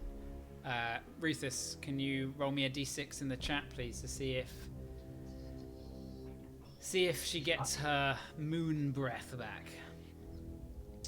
Or her breath attack back, I should say, because there is another breath attack too. It's quite fun. It's a 5. That means she gets it back.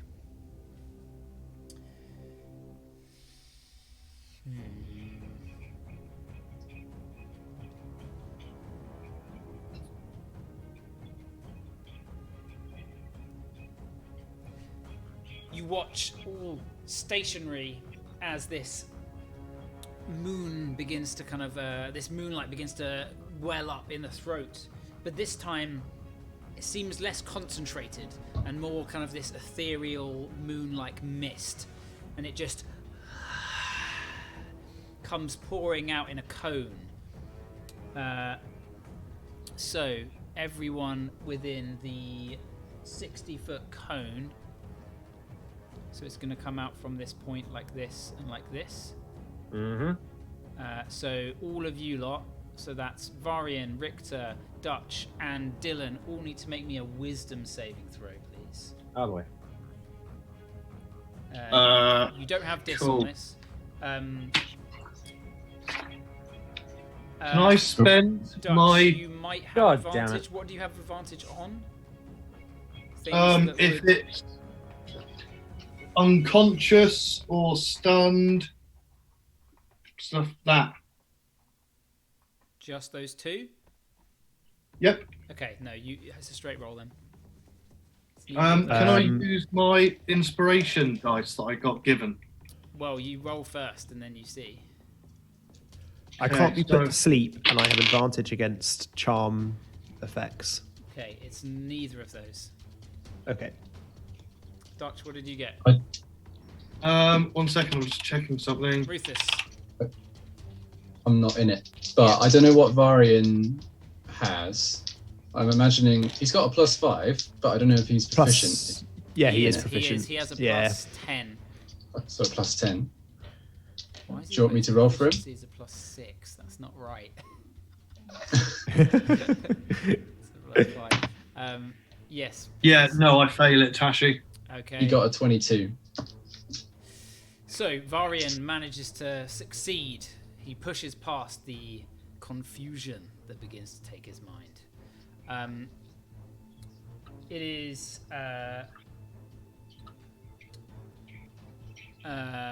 what did you get, Dylan?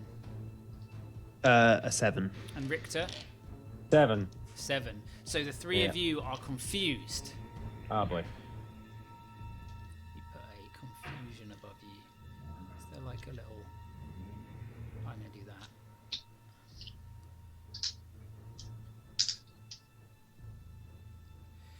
So on your turn, you roll a d8, I believe. It's a d8 or a d10, and you do something weird. The effects of the hypnotic presence have now ended. So the intelligence saves no longer apply. Right. And instead just the confusion remains. And she will turn to face Rufus. And it is Rufus's turn. Richter went before me in the turn order before. Oh yeah, it swapped around. Sorry, it should be Oh. Richter's turn. It should be Richter. Oh. I'll move you around. Okay. What's the confusion roll again? So, confusion.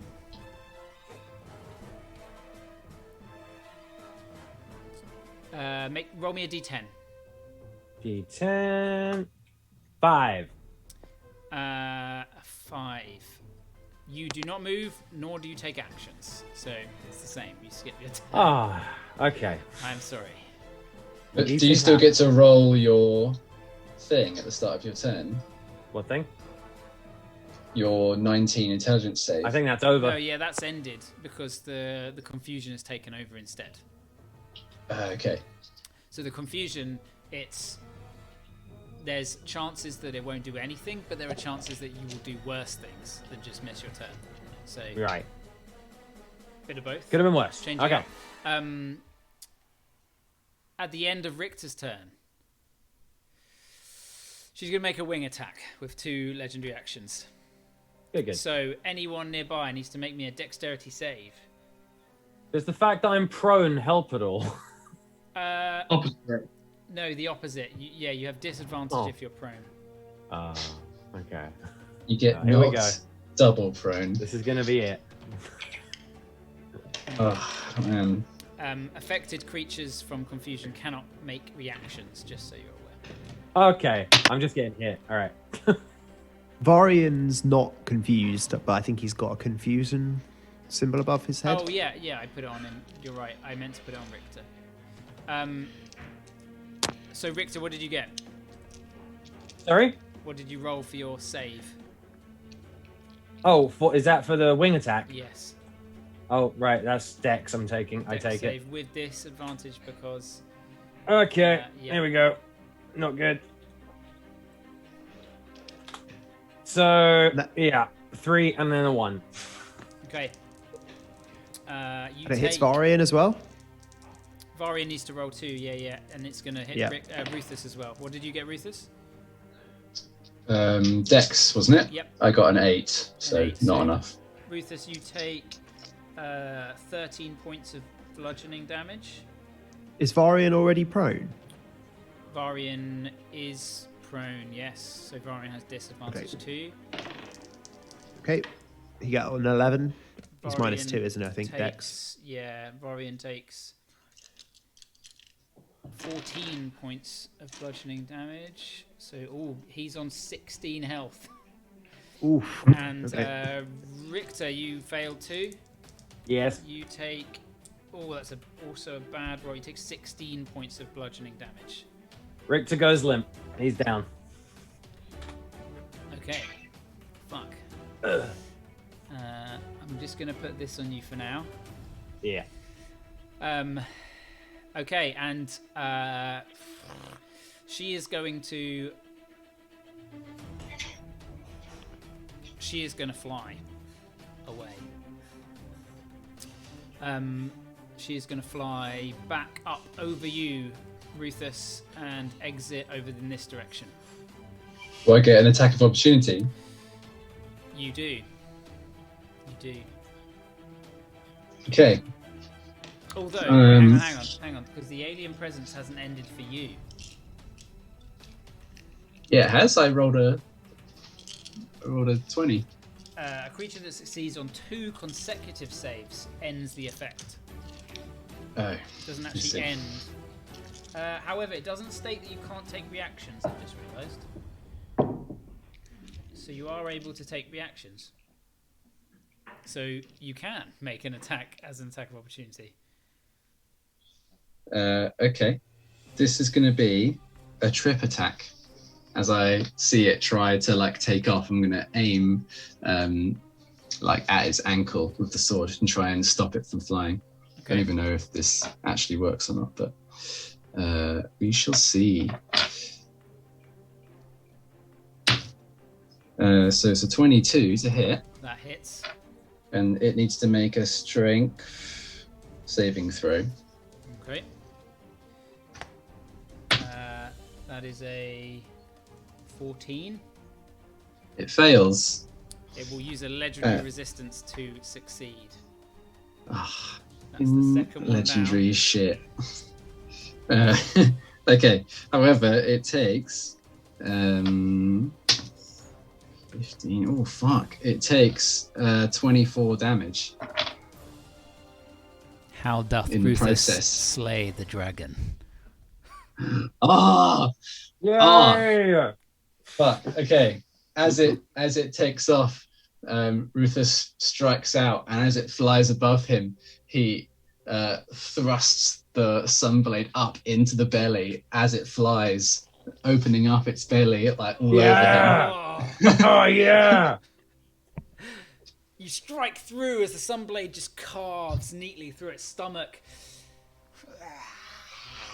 It tumbles and like falls down onto the ground, smashing and sliding across, its wings kind of curling up around it as it quivers and dies next to Christoph, whose eyes do not leave yours, still with this large unhuman-like grin upon his face, laughing and pointing towards you, seemingly unfazed.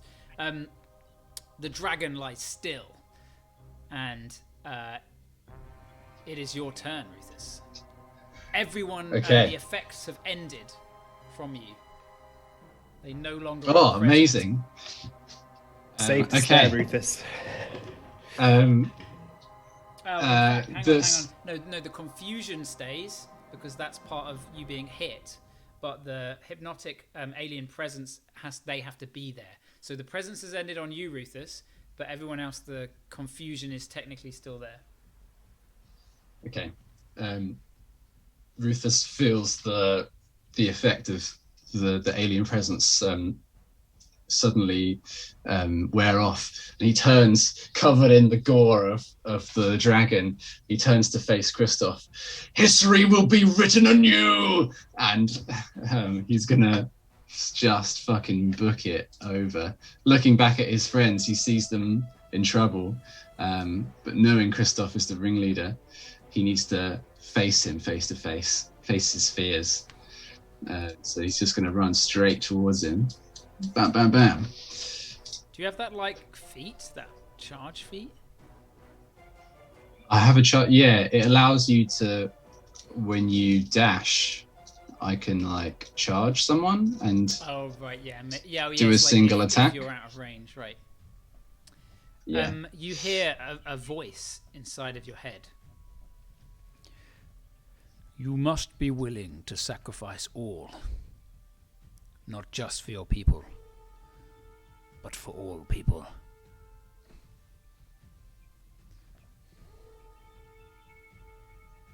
Okay. Rufus runs straight up to Christoph, and he's about to strike, to bring his blade up and strike down into Christoph, and he pauses, thinking of Richter lying on the floor on the steps behind him, and he pauses for a moment. Yield, Christoph! Yield! Now is the time. You cannot win this. We have this. Do not die here on the steps. Do not die like your wife and child just did. Give it up. Roll me a persuasion check, please. Oh, that is a 17. Christoph's face does not change. The maniacal smile remains. And you hear another voice within your head. You must show no weakness as a leader. You must be just. You must not hesitate. You must burden their woes. So be it. If it's for the greater good, I shall not hesitate. And he brings down his blade, coming in for some attacks. Okay. First one being a unnatural 20. Christoph will cast a hand about him, casting shield for +4. Is it +4 or 5 to his AC? I think it's +5. It's +5. Great. So the first misses, and it stays there for the rest of the round. So his AC has gone up. Okay. The sunblade flashes off of the shield in a spark of light. The second coming in for a 25 to hit. You smash through the shield, the magic shield, through the mage armor around him and into his flesh.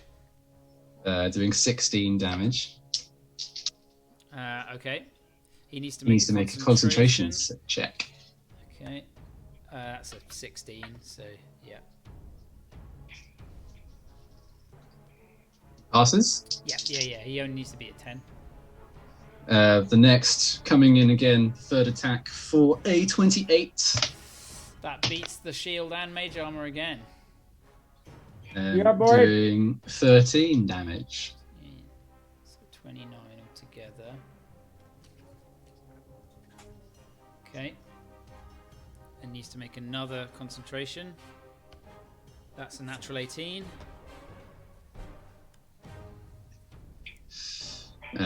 Yeah, that's. Oh yeah, of That's all course, I've because you got. attacked first.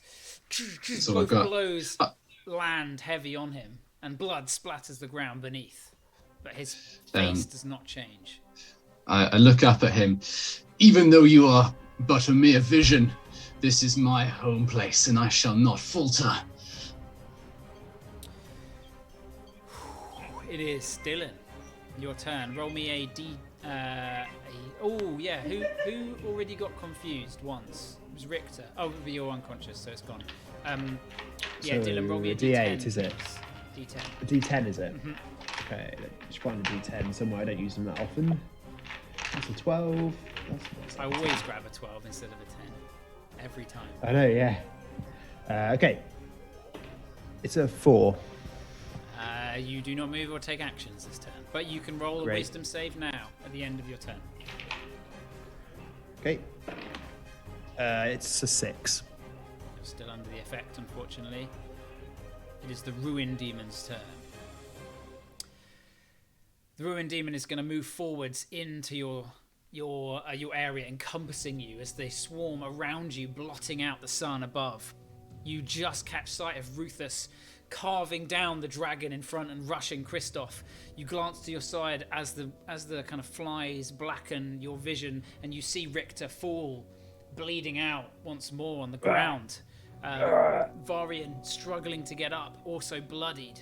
Your brother to the left, like just sort of dazed and confused. It is going to attempt to infest you. Its once a day ability. I need you to make me a Constitution saving throw, please. It is a charmed effect, which I believe you have advantage on. No. Oh no, it's Dylan that has advantage on that. So Yeah. it's just a con save for me, please. Oh, You're good at con. I'm all right at con. I'm still not the best though. I've got a +8. That's pretty good. 11 + 8. That's a 19. You succeed.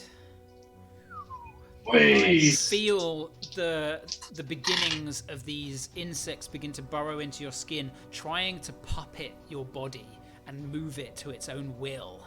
But your fearsome half-orc hide, you manage to push it out.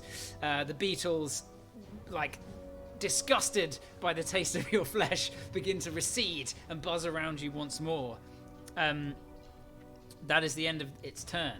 It is now your turn, Dutch, and at the beginning of your turn, because they are around you, you need to aggressive swarming. You need to make a dex save for me to dodge them, kind of just. And I can see it. Yes, you can see it, so you have advantage on your danger sense. Natural 20 on the first one. You Booyah! jump backwards 5 feet. I just need to move you out of its range, avoiding any of the damage that you would have taken. And it's your turn. Oh no, you have to make a D10 roll for me for the confusion. A D10. Yes. All right. Even in your confusion, you managed to kind of like jump out of the way, but now it's your turn. You're unsure what to do. Just a 7. A 7. The creature uses its action to make a melee attack randomly against a creature within its reach. So you just strike at The demon. At the demon. Hey! Your range isn't 10 feet, is it? I've got 5 foot on the whip. But you're not wielding it. Am I not? I don't know. Have you got the whip out, or have you just got your fists? Whip's best because it's got 5 foot reach. I don't know why I wouldn't be using it. Okay, and I mean in that case, roll me a d4. So 1 to 2, it's your brother. 3 to 4, it's the ruin demon that you attack. Thank you for D4. being honest, though, having the whip. It's I got, got 2. it's got a 10-foot reach, the whip, right? Yeah. Or is it 15 foot? It's 10. Oh, yeah. So he's so out of Dylan range. isn't in range. No, you're right. He's not in range. So just make a single whip attack at the ruin demon. That's a 12 plus 10, so 22. 22 hits. The whip strikes across. You see flies drop from the air, hitting the ground. That's a 6 plus 7, so 12. 12 points of damage. Nice. 13. 13 points of damage. You strike through it, the whip kind of cracks, and you watch as it strikes like, sort of through the stomach, and these kind of insects spray out one of the side like blood, but they begin to kind of crawl back off the ground and reform. That is your turn. Zook is still in some realm. You don't know where Zook is. He's been put in a realm of his choosing, not Zook's choosing. Christoph. So it's Christoph's turn. Christoph is going to. Christoph's gonna Misty Step to here.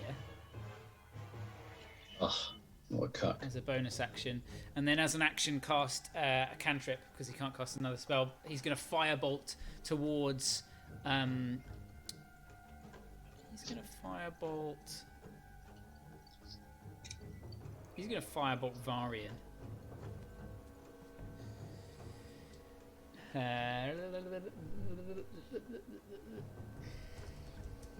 So it's an attack. It's not great. It is a good plus to it. That's a 17 to hit Varian. That. What is I don't think it does. AC? Varian's AC is 18, 20 I think. with 18. his shield out. No, it strikes across Varian's shield. Varian he's on 16 health. Varian could have taken him out. It is now Varian's turn. What do you want Varian to do? Varian will look about his friends who are looking blooded. Oh, Bahamut, I need your aid now more than ever. And he'll cast Mass Cure Wounds. Nice. What's the radius to everybody. of that? It's 60 feet. 60 You choose a point in 60 feet and it's a 30-foot radius sphere. I see. So, there, yeah, here. Yeah, you could He'll choose cast it. here and oh no, if you do it Yeah. there, it will get everyone. Yeah. Yep. Nice. So everyone takes 3d8 plus Very 5. Whoa. Okay, so 9. Oh, Richter, did I 12, make 17. you roll a death save yet, or is it not come? Oh, around to your no, turn? I didn't know if we'd gotten to that part yet. We What was that, Theo? We each got Haven't 7 yet. health back. 17 No, hit, we- no, we 17 hit hadn't. points back. No, we hadn't. Yes. We hadn't, No, I think. no, we hadn't because the dragon killed you on your turn at the end of your turn because it did the Oh, yeah. wing attack as a thing at the end of your turn. So it hasn't actually been a turn yet, and that's lucky because your Heartstone Halberd makes you bleed out fucking quick, and you only get the one death save. Do you remember? Oh boy. Oh boy.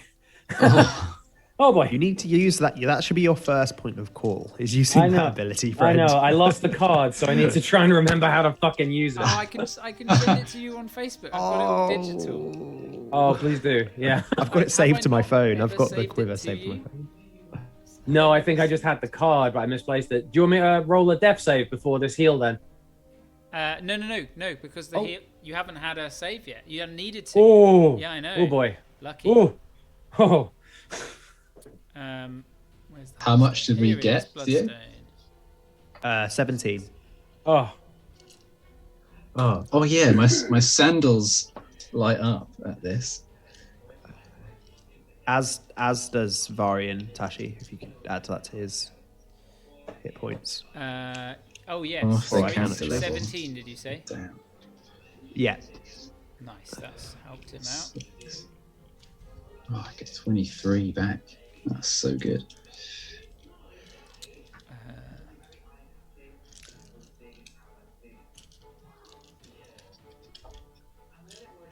Oh, yes, that was so good. It was needed. The sandals are so great. Yeah, so good. So good. Okay. I think Okay, it's Richter next as well, just in time. Richter, you wake up aghast. 17 hit points. Yeah. I have just sent you the stuff for the Heartstone Halberd. We Is that on the changed it Facebook? slightly. I remember we had the curse There we go. was originally, and on the card here it still is disadvantage on death saves, but we changed that and it's just you get the one death save, but Right. it's not disadvantage. Okay. It's just whatever it is, just the one. Okay. That's quite a lot worse, which is fun. Yes. Good. Oh yeah, and you only heal half from healing spells. Ah, god damn it. Okay. So, So I got 4 from that. No, 17 did I get halved. Yeah. 6. No. No, 8. 8. 8? You're right. Okay. Bam. Okay. Yeah, yours does some of the most powerful shit, but some of the also worst curses. Wild card. Although it hasn't changed your physical form, so that's. Oh shit. Okay, I'm up. Side. Right. Okay. Yeah, you're still up. But you're on 8 health rather than 4. Richter's eyes open, and oh god, he feels an incredible amount of pain. He clutches the Heartstone halberd and raises it above himself, focusing on the powerful red energies. It begins to almost appear to glow for a moment. And here we go. Yeah, sorry, I'm trying to read the card as quickly as I can. So, I mean, it's not a great time to necessarily use the card now. Oh, because whoops. it doubles your health, right? So, right. just to remind you, and to remind viewers at home, the Heartstone Halberd gives you +2 to con. I assume you changed that and stuff when you got it. It gives you. Yeah, I think it's a +3 weapon, and you can cast Life Transference 3 times every long rest. And that's the doubling, right? No, that is. Oh, god damn it! You Sorry. sacrifice some of your own health, but you can heal someone else. Right. Okay. Yeah, you take necrotic damage, and someone else heals twice as much, but they heal twice as much as you took damage. And it's. Do you want to know how I need? So it's great. Do you want to know how I need to learn the game? I have not added a +2 to my constant fucking shushu. Well, maybe now is time to do so. Now is time. Could you not sorry, have done boys. this stuff? I will learn the game. Learn the game. So as an action, you can double your health for 10 minutes. Right. Probably and, not the best time. Months you've had this. Yeah, and there are 3 options for recharging that ability. No, I see those. Yes. Yeah. Okay. Right. Richter, waking up, will simply try to lay hands on himself. I think I can do that, right? Yeah, you can also use your astral refuge and then do a bunch of shit on yourself. Remember? Let's do that. Thank you. I'm so out of practice. That's Richter. Okay. That's okay. Richter gasps, and as he gasps outwards, glyphs fly out of his mouth, buzzing about him like kind of winged neon green insects, which suddenly envelop him, and then briefly, Richter's just not there. So, meanwhile, Richter, you appear floating in the astral sea.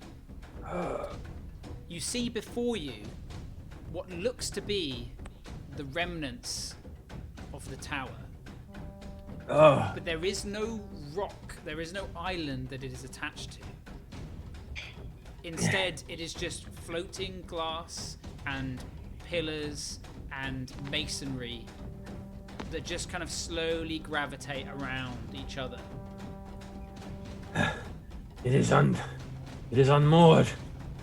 Oh, okay. I have I have to return. So you have 2 rounds, I believe, to do stuff. You can Yes. cast So, things. first off, Richter casts the glyphs about himself and casts Armor of Agathis on himself. Nice. Suddenly gaining another 25 hit points temporarily. Yeah, so they're not halved because it's temporary hit points. It's not healing. Sorry? Because Those what? Your halberd halves healing you take, but that's not healing it. Yes. So you take, it's full. It's temporary hit points. So full of that. And then Richter will also trying to get his strength back. His mind is returning to its senses.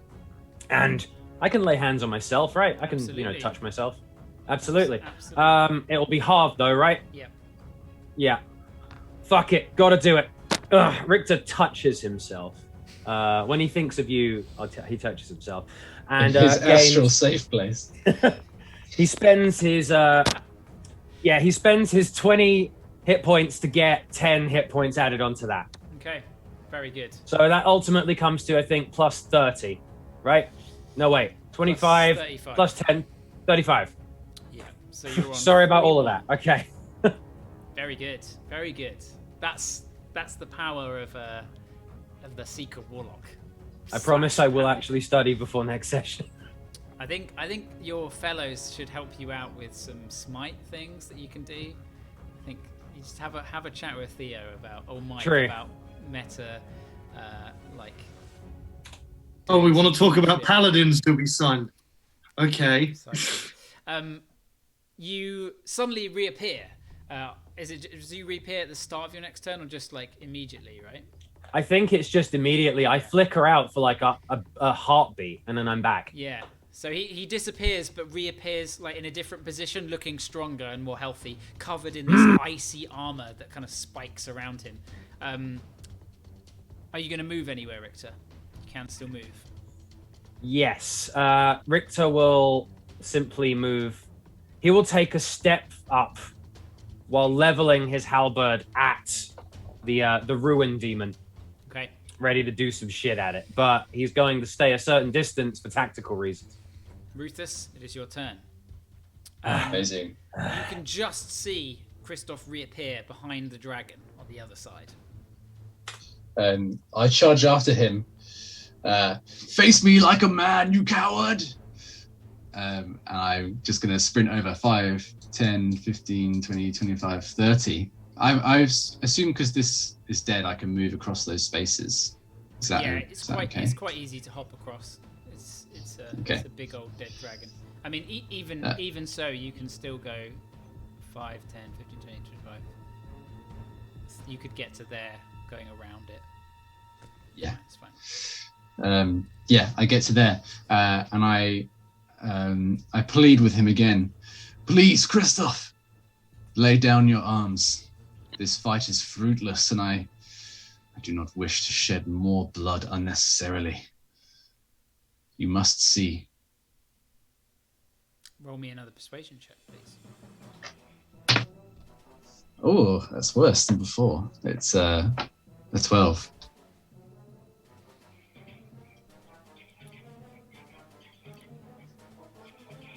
Christoph turns towards you, this maniacal grin still across his face. And he speaks to you, but it is not in Christoph's voice. The face begins to change, and you see before you the face of the king. He turns. Suddenly, a more kind of imposing figure, even through Christoph's kind of form. Seek the truth, and then deliver justice.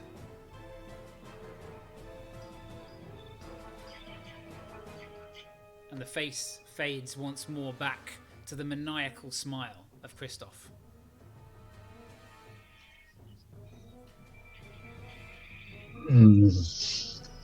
Okay. The truth?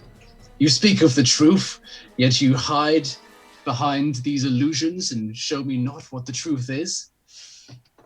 Curse be upon you! And Rufus will bring down his blade. Out of your dying words, you will reveal the truth to me. So that's a unnatural 30 to hit. That definitely hits. Oh. Doing 16 damage. Okay, concentration check.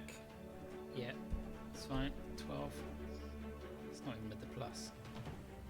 16, did you say? 16 damage? 16 damage, Yep. yeah. Okay. The next attack being a 17 plus 12, so Yes, 29. Definitely. Doing 13 damage. Yeah. And the last being a 24, God damn, yeah, that hits. doing 16 damage.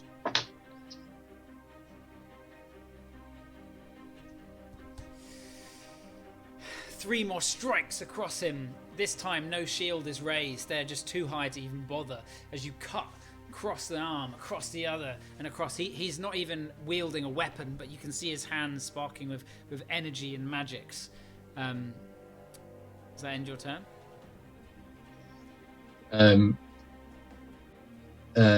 Yeah, it does. And Rufus says again, if anything, then leave the others out of it.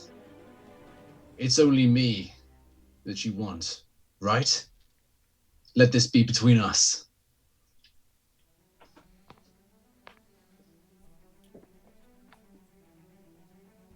Dylan, it's your turn.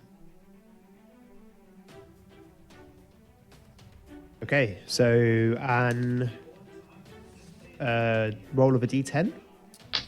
Yes, roll of a d10, please. It's a 7. You attack someone near you, randomized. So it's either your brother or the Ruin Demon. So roll me a d. Is it a melee attack? Or... yeah. Let me see if it's melee or weapon. Yeah, if it's strike out, then It is. Yeah, no, you're right. It's a melee attack within reach. If there is no creature within reach, then you do nothing. But you can make me another Wisdom save. An 8. Okay, I'm sorry. It is the Ruin Demon's turn. The Ruin Demon is going to... It's going to once more bear down upon you. It's going to move into your space. And it can't do its infest anymore, but it is going to try and bite you. okay, Ooh, that's a 23 this time, because I rolled a 12 plus 11. that hits. So, that does...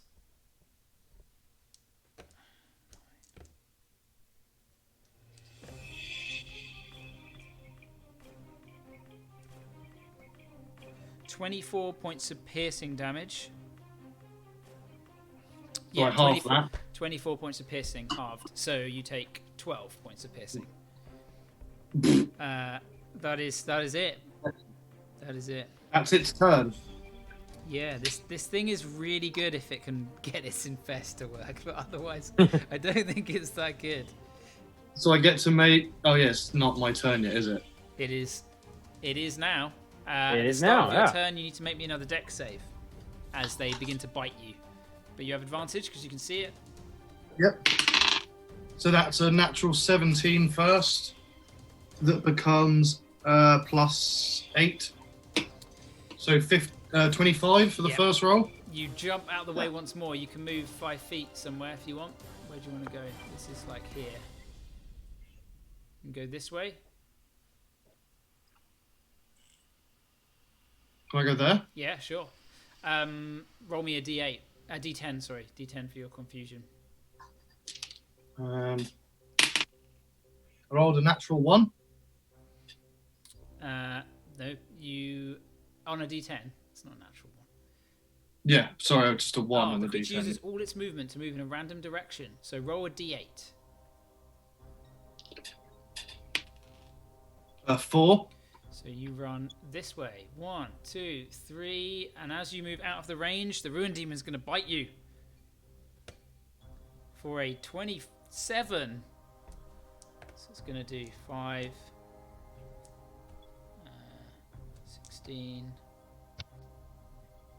25 points of piercing damage halved. So 30. Okay. And that's 5, 10, 15, 20, 25. 30. Is your movement 30 or 35? 30. There you go. You move to here. Oh no. You begin running off. Okay, next up it is Zook, who is not back yet. Oh, I didn't roll concentrations for the other hits. You hit him 3 times, so that is... None of them were more than 20 damage, were they? No. So that's an 8, but he has... What's his con? Oh, his con's only +1, so that one succeeded. Zook is back. Hey! Oh, Christ. We are in a sorry state. Zook reappears. You can see him like looking around, freaking out, not knowing exactly, like things were around him in this other space. It's Zook's turn. Perfect time. What would you like Zook to do? His lightning bolt is still there. He's going to bring a lightning bolt down, or does he want to heal? Guys? Hello? When does the lightning bolt happen? Like in his turn? He can use his action to cool it down, but that would replace him doing... Or can he do anything to like cure confusion? Oh yeah, that's true. I mean, he doesn't necessarily know what it is that's going on.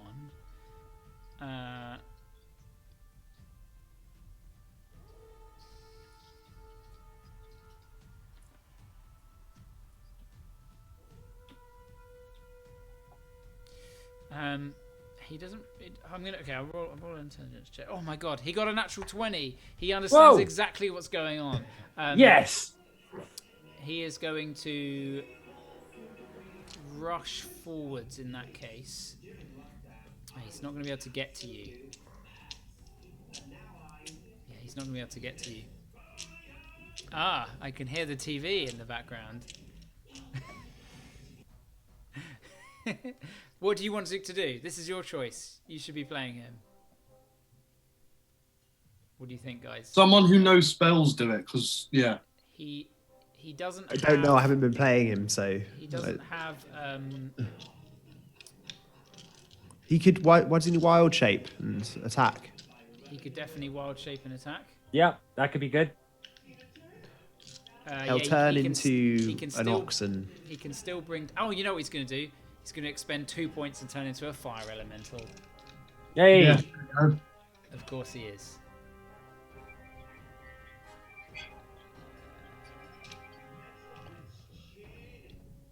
And I'll just move into the space of...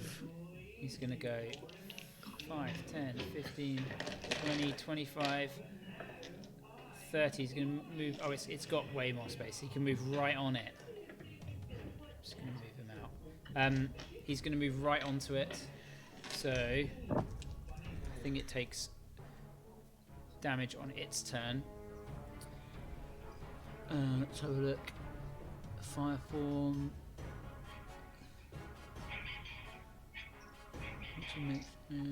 First time enters on that space.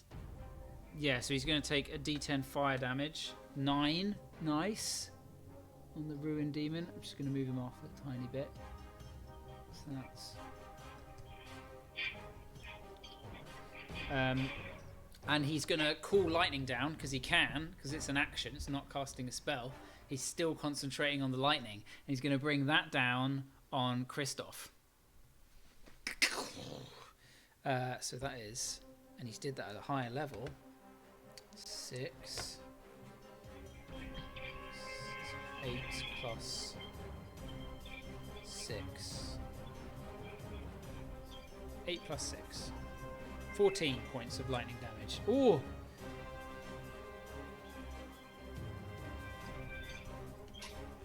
Christoph is near death. However, it is his turn. Christoph begins laughing once more. and he is going to reach out a hand and cast the thing I could not cast earlier because it was a touch spell. He is going to cast Mind Blank on Ruthus. So, Ruthus, I need you to make me A whiz save? until the spell ends, one winning creature touches. Oh no! What? It's a good spell. I thought it was do something bad and cool, but it's something you should cast on yourself. This is This is my fault for not knowing all of the spells.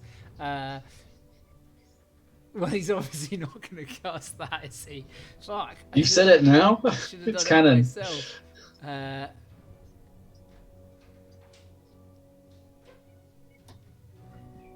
He's going to cast Fire Shield.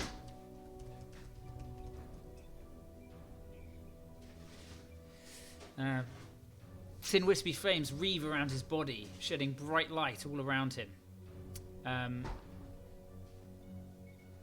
Whenever a creature fires an attack. Yeah, he's going to cast that, and he's going to stay where he is and laugh. Varian's turn. What's Varian going to do? In fact, I know what Varian would fucking do. He's going to cast Cure Wounds at a high level on himself.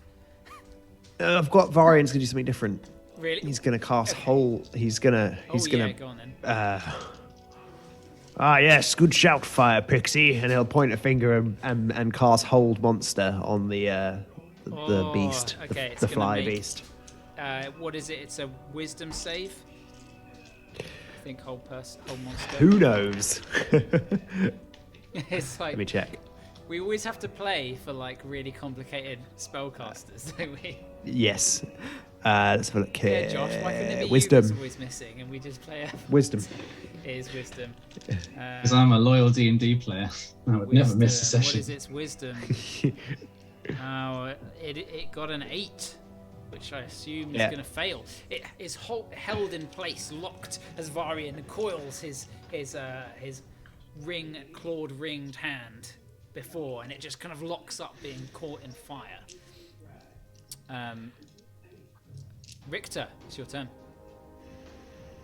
Richter finds his balance. He sees Rufus battling with Christoph and attempts to hit Christoph in his flank with an Eldritch Blast.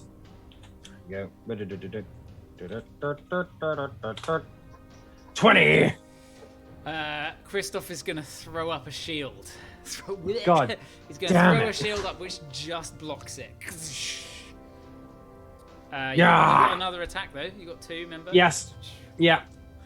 Richter, having distracted Christoph at least to perhaps give Rufus an advantage, turns his intention instead to the demon.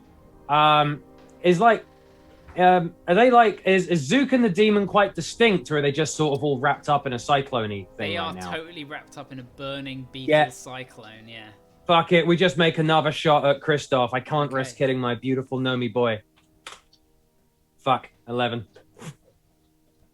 An 11 is not going to hit. Nope. This one just ricochets off and goes sort of skyward, outwards. Curses, foiled again, and I'm I'm done. done. Move anywhere? I don't think so. No. Okay. Actually, wait. Yeah. Yeah, Dutch is running off, right? Yeah. Hold on.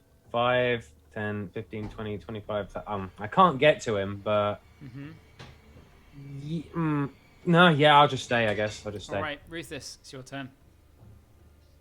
Okay. Christoph casts up the flame shield in front of him, and Rufus goes to strike, but seeing him in this weakened form, really bloody, not even doing anything, just casting up this protection, Rufus lowers his blade to his side. Come. Do not hide behind these flames like you hide behind the Empire for the sins you have done. Now is your chance to repent, Christoph. Pray. Speak. Why did you do the things you did? Why take control of the Empire in this way? Why kill your own brother? He reaches out, placing a hand on your shoulder. And the face once more changes to that of the king.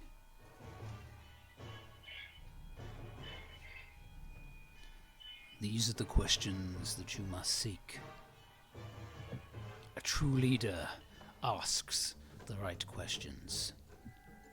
And a true leader gives justice where it is due. And with that, you open your eyes, Rufus. And you see before you the Sunstone.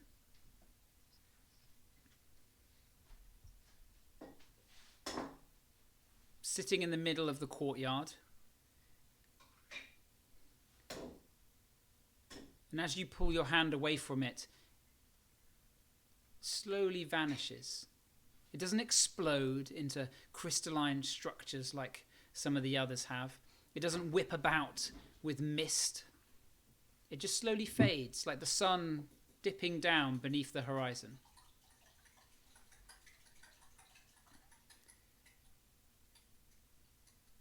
And as it fades, you see a man standing across from you on the other side. A man that you briefly saw earlier, a beggar, his face wrapped with bandages, hobbling towards you.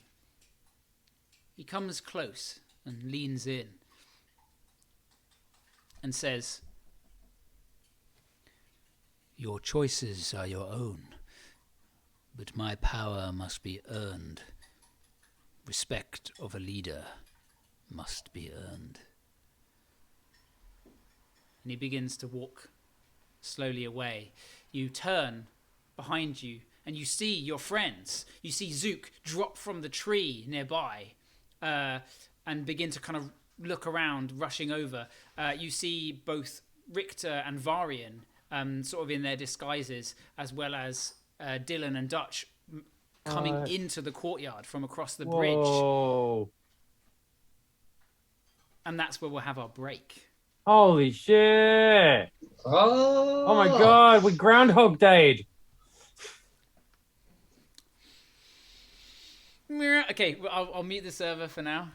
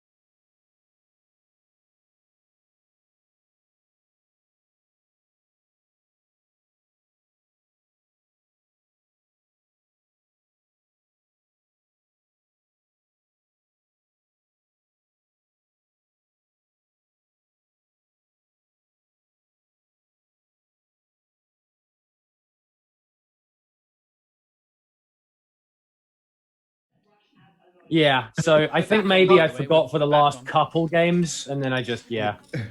Okay, next time I will be a pro.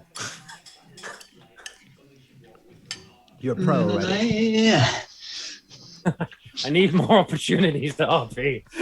that's my Actually, fucking strength. can you tell me what the dude, the old man, just said again? He just said, "Your choices are your own, but my power must be earned. Respect of a leader must be earned." Those were the words you heard.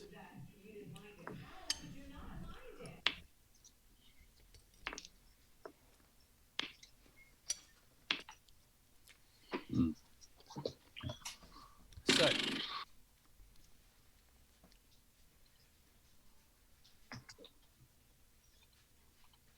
He's watching Princess Mononoke right now. oh, Well done. Oh, fucking, I think that's my favourite Ghibli. Yeah, it is a it's the very best good one. Ghibli. It's fucking amazing. I've just seen it so many times. Okay. Give us the humans. Innit?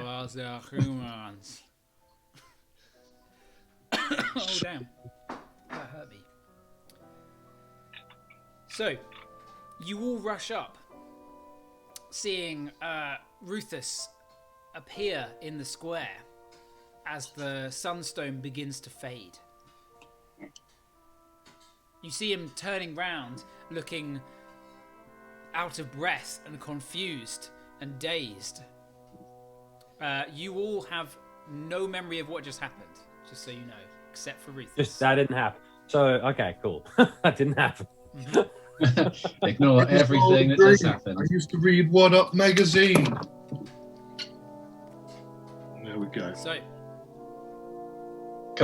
Is the figure still there?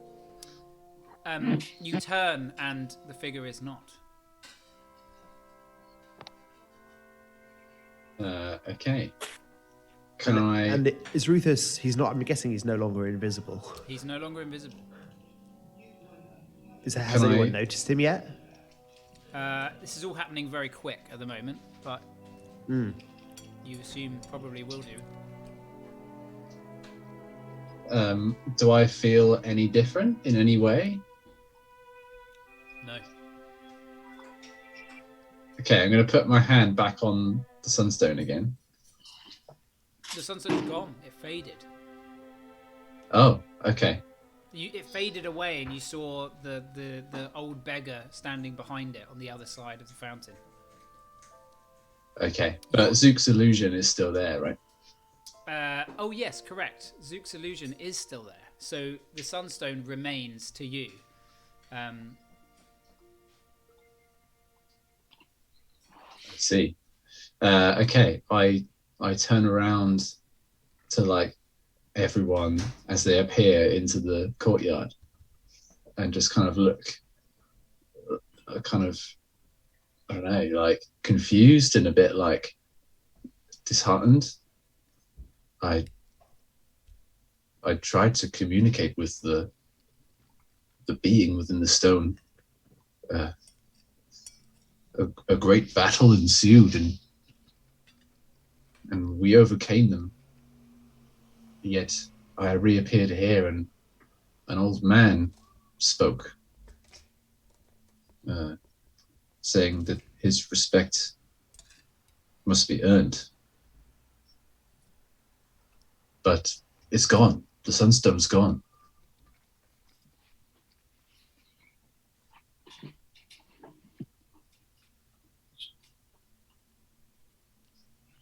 The I others know stand not if around in silence.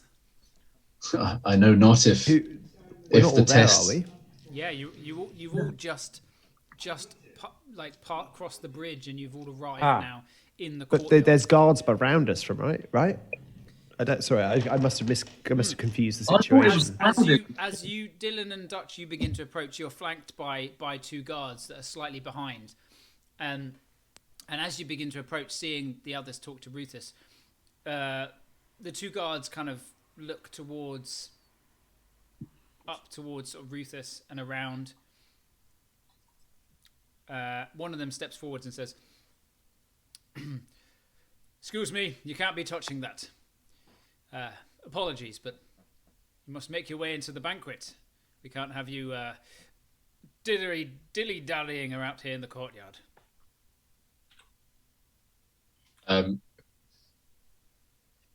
Rufus looks up towards the guards and says to them and to the rest of the party, "You're right. We'll be late for the banquet. I hear the host is in a generous and giving mood today. Perhaps we can ask him a thing or two in front of an audience." The two guards that are sort of with you look mildly confused. I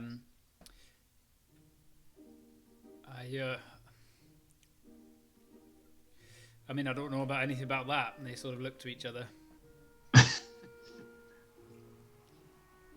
Can you point us in the right direction? Roll me a persuasion check, please, Rufus. A 22. Oh, baby. They both look at you for a short while.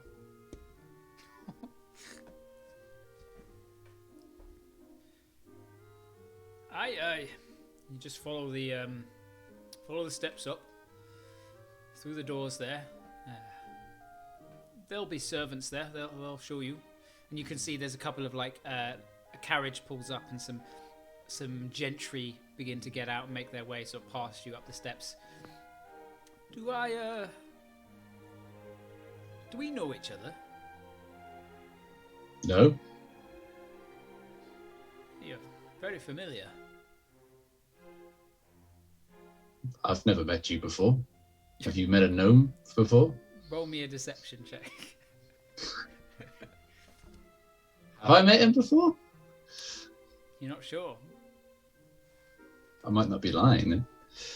I could. I'm there, right? I got a 16. You know, Luther. Richter starts to talk in the voice of Hammond. You know, Luther, my good friend Luther. It is possible you met these men when you were last here on a trading expedition. You are very gregarious. He is a very sociable gnome. 30 persuasion. Luther who? And they suddenly become quite armed and uptight. Luther is on... Oh, no, you weren't here last session, so you don't know. Oh fuck, I hadn't... Oh, shit! Richter Fuck, probably wouldn't know either, because Richter might not have seen it. It was Dutch. Luther Gorgon Balls. Would Richter realise and say that? Well, I probably saw their eyes kind of narrow at Luther a bit. Yes. Like, you say that they got a bit bristly. Right. I mean, yes. No. He's not a gnome anyway. And they look towards each other. Please, go on. We'll escort you to the doors. And they begin walking up with you both. We have to insist, and as you kind of get towards the doors, there are a few more guards up there who insist upon your weaponry being taken from you upon entry to the palace. I was going to say, if there's a moment, I'd like to peel off and cast invisibility on myself. It would be pretty hard because it's a very open courtyard. Is it possible? You can try. Roll me a stealth check. I can do something. I can do you one better, actually. Go on then. I will use one of the spells from the quiver. Yes. So it appears as though walking in as normal, casually along, is the same. I have to stop you there, though. Okay. How many charges have you used so far? I've used 3. So it costs a certain amount to cast that spell. So I believe misguide is 3. Let me just double check. and Okay. Maddening Darkness is 6. So you've used I think 9. I must have. I think it's been so long since I got it initially. I've probably forgotten how it works. Yeah. So you used Mislead in the fight against the demons. Where I did, Richter yeah. died, and you used. 1 sec. I can get it up. Yeah. And how many charges does it have? 10. And the list of So spells. you've used 9, and you are unaware as of yet how you recharge it. Okay. So it's- unfortunately, yeah. as cool as that would be, you have 1 charge left in it. That's all you know. And I can't use it. That's fine.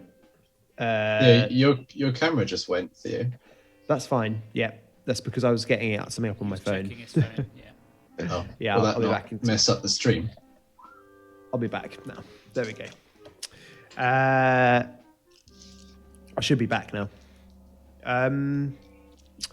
I will. In that case, yeah, I'll try and do it. I'll try and peel off Okay. and Roll yeah. me a stealth check. Okay. 23. Okay. Wait, no, much better. 26. 26. One of them rolled a natural 1. The other, not a 26. They both seem preoccupied, and it's quite easy to kind of move around to the side to a point where you know no one is looking at you, even though you're standing in the middle of the courtyard. You look Yeah. up, you don't see anyone looking towards you at this time, and you invis. Cool. And I'll just follow in and avoid having my weapons taken. Okay. What are the rest of you doing in terms of being relinquished of your weapons? Richter gets up to the gate and then says to Rufus, "Well, there you are, Mr. Gorgon Balls. That's my escort work done. I'll leave you here now. I'll be back later to pick you up." And then he's going to try and basically walk out until he's just out of sight. I just give you a nod, thank you. I return the nod. So you're going to leave the palace? I want to get far away enough from the palace that I'm not seen, and then I want to turn into a guard. Okay. Okay, so you begin leaving. You make your way back across the bridge. Yeah, We'll that's get some to you good in a bit. escort work. So I you're did literally good. leaving the grounds of the whole palace. You begin to leave.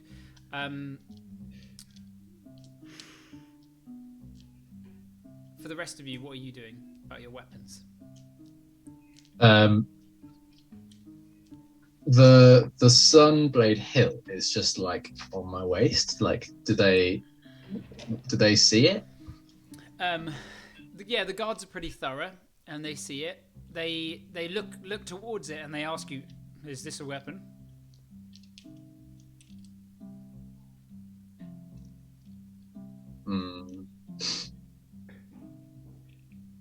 Oh, I don't know whether it's lighted or not. You could say it's ornamental or something like that. Yeah, okay. It's more ornamental than anything. Roll me a deception check, please. 5. The guards sort of stare at you for a while, and you hear a voice call out. "I thought the rumors to be false." And you turn, and in the corridor, with a couple of sort of servants trailing behind him, sort of at his heels, you see Christoph Suncrest. He's dressed in kind of full regalia. He has his golden sort of tiara about his head. His kind of fine blonde hair styled in this sort of center-parted, sort of coiffured, very bouncy-looking, luscious hair. His eyes are wide. His grin is not maniacal, like you had almost envisioned it would be. as he looks towards you, a large grin, not an evil grin, but a warm and welcoming grin curls across his mouth. I thought the rumors not to be true, but it is. It is you, and you have come. And he begins kind of like coming over towards you. What do you do? And what are the rumors that you've heard? He comes up and then kind of pulls up short as a couple of the guards sort of stand in between. At ease. Uncle, you are so small.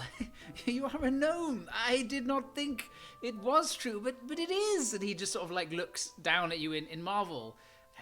He looks sort of awkward, like he wants to go for a hug, but he knows he needs to be proper. Come. These are your friends? And he looks around at the others.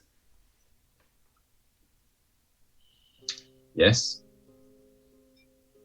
They are. Well, they are more than welcome in the palace.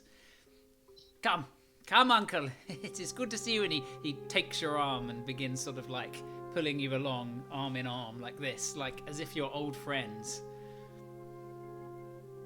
Okay. I just kind of look back at the others and give them a knowing nod. And we're gonna roll with it. Okay. We're gonna roll with it. You begin walking down the very sort of like grand corridor that you remember. The floor is like a black marble that's very reflective. And you can see towards the end the grand sort of arches that lead into the kind of main royal chamber, where you can see people mingling around. You can see servants coming and going through doors. You can hear a raucous noise of kind of like revelry, and as partygoers drink and feast. A couple of people sort of come and go, doting on Christoph. You know, like, oh, Christoph, yes, okay, I'll be with you soon. And he walks along. Uncle, and he kind of pats at your armor. We must get you into something more suitable before you make your grand entrance. I think this is the most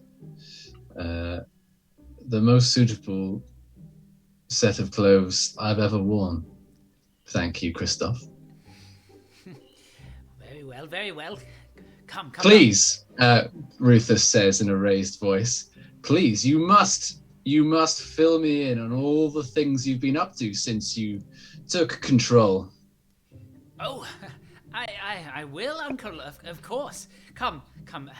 You have, of course, a seat at the table at the dais, and he kind of leads you forwards. As you approach the arches through, you can see a lot of people immediately kind of begin looking over. It doesn't get quiet. There's people reveling around, but a lot of people begin to kind of look over as Christoph begins to approach. And my friends here, will they not have a seat of honor beside me? Oh. I have brought them all this way here. He kind of nods and is like, of course. A tall figure looms in the archway and steps forwards. Thin and gaunt-faced. You know this man to be Salvir Quell, the Quell, the elvish sort of overseer of Soulreach. He is the one that signed the letter that was sent to you. Yeah. Very, very kind of like similar features to Glockter, to Waylon in a lot of ways. Kind of that angular, pointed, long-nosed, elvish look of high, noble blood. But is he a sun elf as well? Yes, he's also a sun elf. Interestingly, not a moon elf. Dressed in the robes of a Quell, in these sort of like almost priestly saloon type robes, but they're more kind of bureaucratic. They have more pockets, more things that would be useful for someone who perhaps is a scribe or works in that kind of realm. They step forwards. Ruthless Suncrest, it's very good to see you. I could almost say the same for you. What's his name? Solovia? Salvir. I should have known that your fingers would have been in this particular pie. Well, and he kind of unfurls them in front. Things have been arranged. The seating has already been pre-planned, I'm afraid. You know how it is. Come, what is your band of mercenaries called?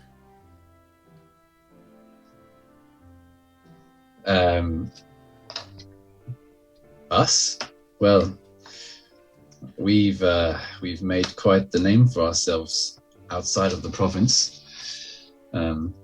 Some call us questers of fortune, but we've called ourselves the journeymen questers. Meta, full broken. Yes, I'm sure. Well, journeyman questers, please follow me. You shall be seated. And he kind of nods towards one of the servants, who steps towards you all and ushers you in. You can see before is a grand table, long. Many people of high nobility, with various kind of extravagant coloured outfits, plumes and feathers, lots of sort of those Jacobean ruffs and large sort of billowy like upper arm sections and pantaloons. There's laughter and much wine is sort of being passed around. There's hogs laid out on the table. It is such a stark contrast to the kind of industry of the rest of the city. You can see that at the end of the hall there is a raised sort of platform area where there's another few tables set up, like long tables. And Rufus, you are led in that direction, whereas your comrades are led to fairly close, but not on the actual dais itself. The dais is reserved for those of high nobility and blood of the ruling Suncrest family. You can see at this table one spot, two sort of chairs that are free, and to the right of those you see Celeste, the true Celeste. Indeed, she looks to be with child, wearing this large kind of white mantle with blue kind of robes on. She has smoky kind of blue eyeshadow around upper here, and her hair is kind of like perfectly curled back, her angular face silhouetted by this sort of tiara and perfect hair combo. And to her right, her father sits, a large sort of tankard of ale in hand, leaning forwards in full armor, black plate spiked, a brute of a man, ugly, broad sort of chin to him. You see Malvo Blackfriar, her father. As you are led towards the dais, you catch eyes with Malvo, who just looks at you with pure disdain, sipping at his tankard. You're brought round and seated next to, on the other side, so it's like Malvo, Celeste, Christoph, and then you to his right. To his right. The others, you are all sat at a neighbouring table down from the dais, kind of scattered among various noblemen. A lot of them give you strange looks, especially you, Dutch, being a sort of merchantine half-orc. Dylan, it is fairly easy to just walk your way in silently. It strikes you as almost foolish in a way. Although there are guards and plenty of them, there doesn't seem to be particularly many magical defenses or anything that perhaps you're used to in Xanthar City or other places. Soul Reach seems pretty backwards in terms of magic and how they sort of operate with that. There's almost a sense of security in the fact that they just know people won't do that out of station and out of like rank. The people of this city are so well trained in their place. It's unheard of that someone would even bother to do this. So you just stroll in quite easily, weaving your way between serving people with platters of food.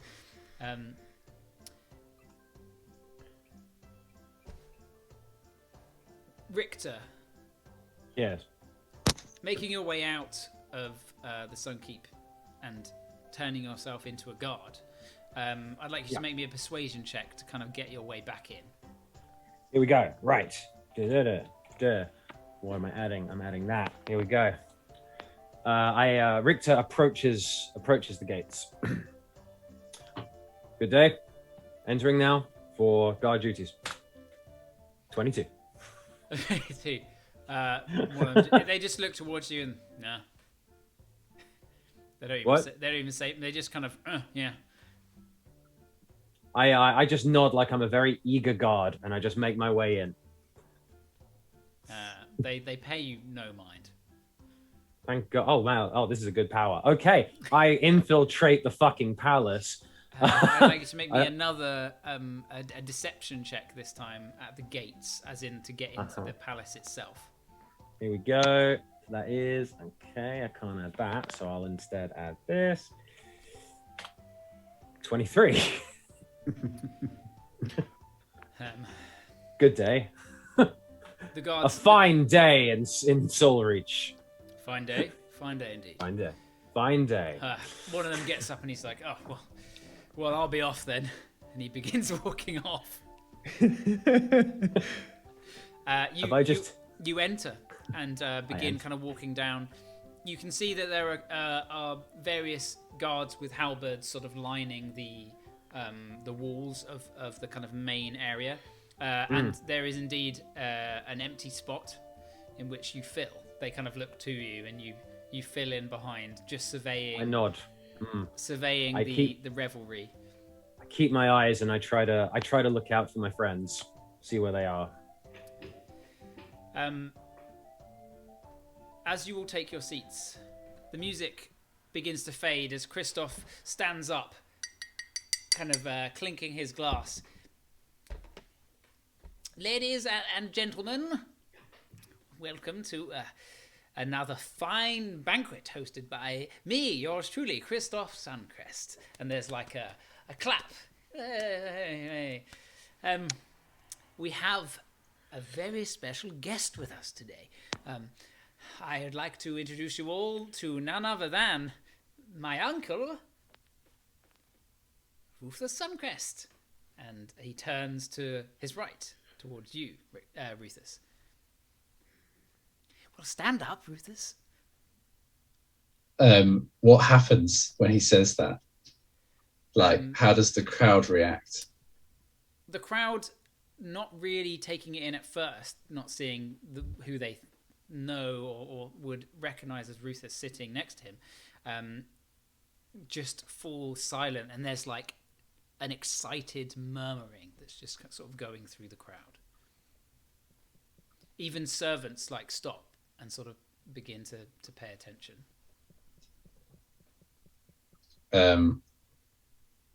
Okay.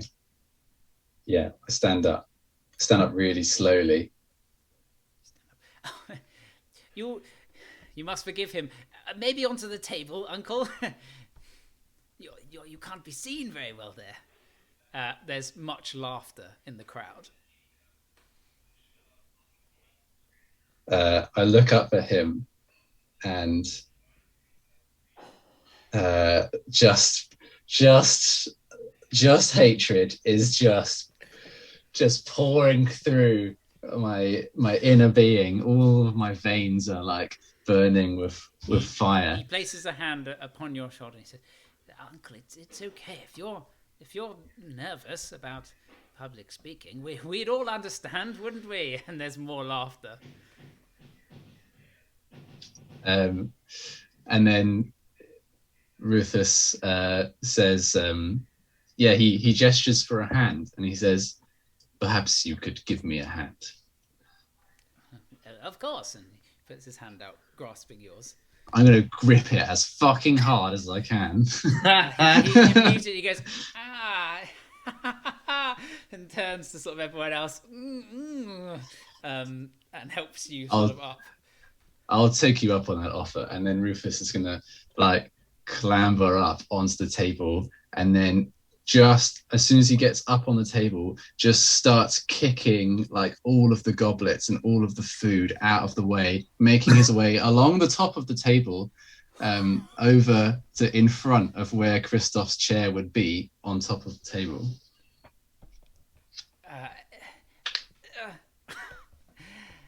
Well, yeah, you've certainly got everyone's attention now, Uncle. Is this where you sit? It is indeed. This is an awfully big chair for such a small man. The crowd just murmurs. Rufus, I don't think you have any leg to stand on calling me small. And the crowd immediately bursts into laughter.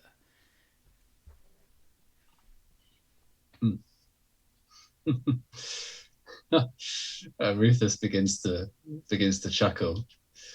It is funny. It is. It truly is. You, Christoph. Rufus is gonna like whip out the letter that was sent to him. As you whip the letter out, you see Malvo, like, he stands in his seat. He's only like, maybe 5 feet away from where Christoph, stands where his chair is. You see him flinch, see that it's a letter, and then sort of, Whoa. Not react further than that. Careful, Malvo. Are you okay? Do you fear such a small man could do this great man such harm with a letter? I fear no man. Seems like you fear words more than anything else. Oh. This letter, Rufus addressing the crowd, is a letter I was sent by this man, Christoph, as nothing more than a veiled threat of which catastrophic consequences would befall those close to me if I didn't turn up today. Well, that's right. That is right. He's telling the truth. Also, you can make small jokes at my expense. My goodness, you have grown into a mighty man since I left. What high stature you hold here. Indeed. I mean, these are my subjects, and I am their humble lord. And there's almost like a kind of from the crowd. Can I what the fuck are they like thinking? Are they like, do they look like they're actually brainwashed? Roll me an insight check, please. Well, it's -3, so it's a 5. As far as you can tell, they love and adore him. Let's see.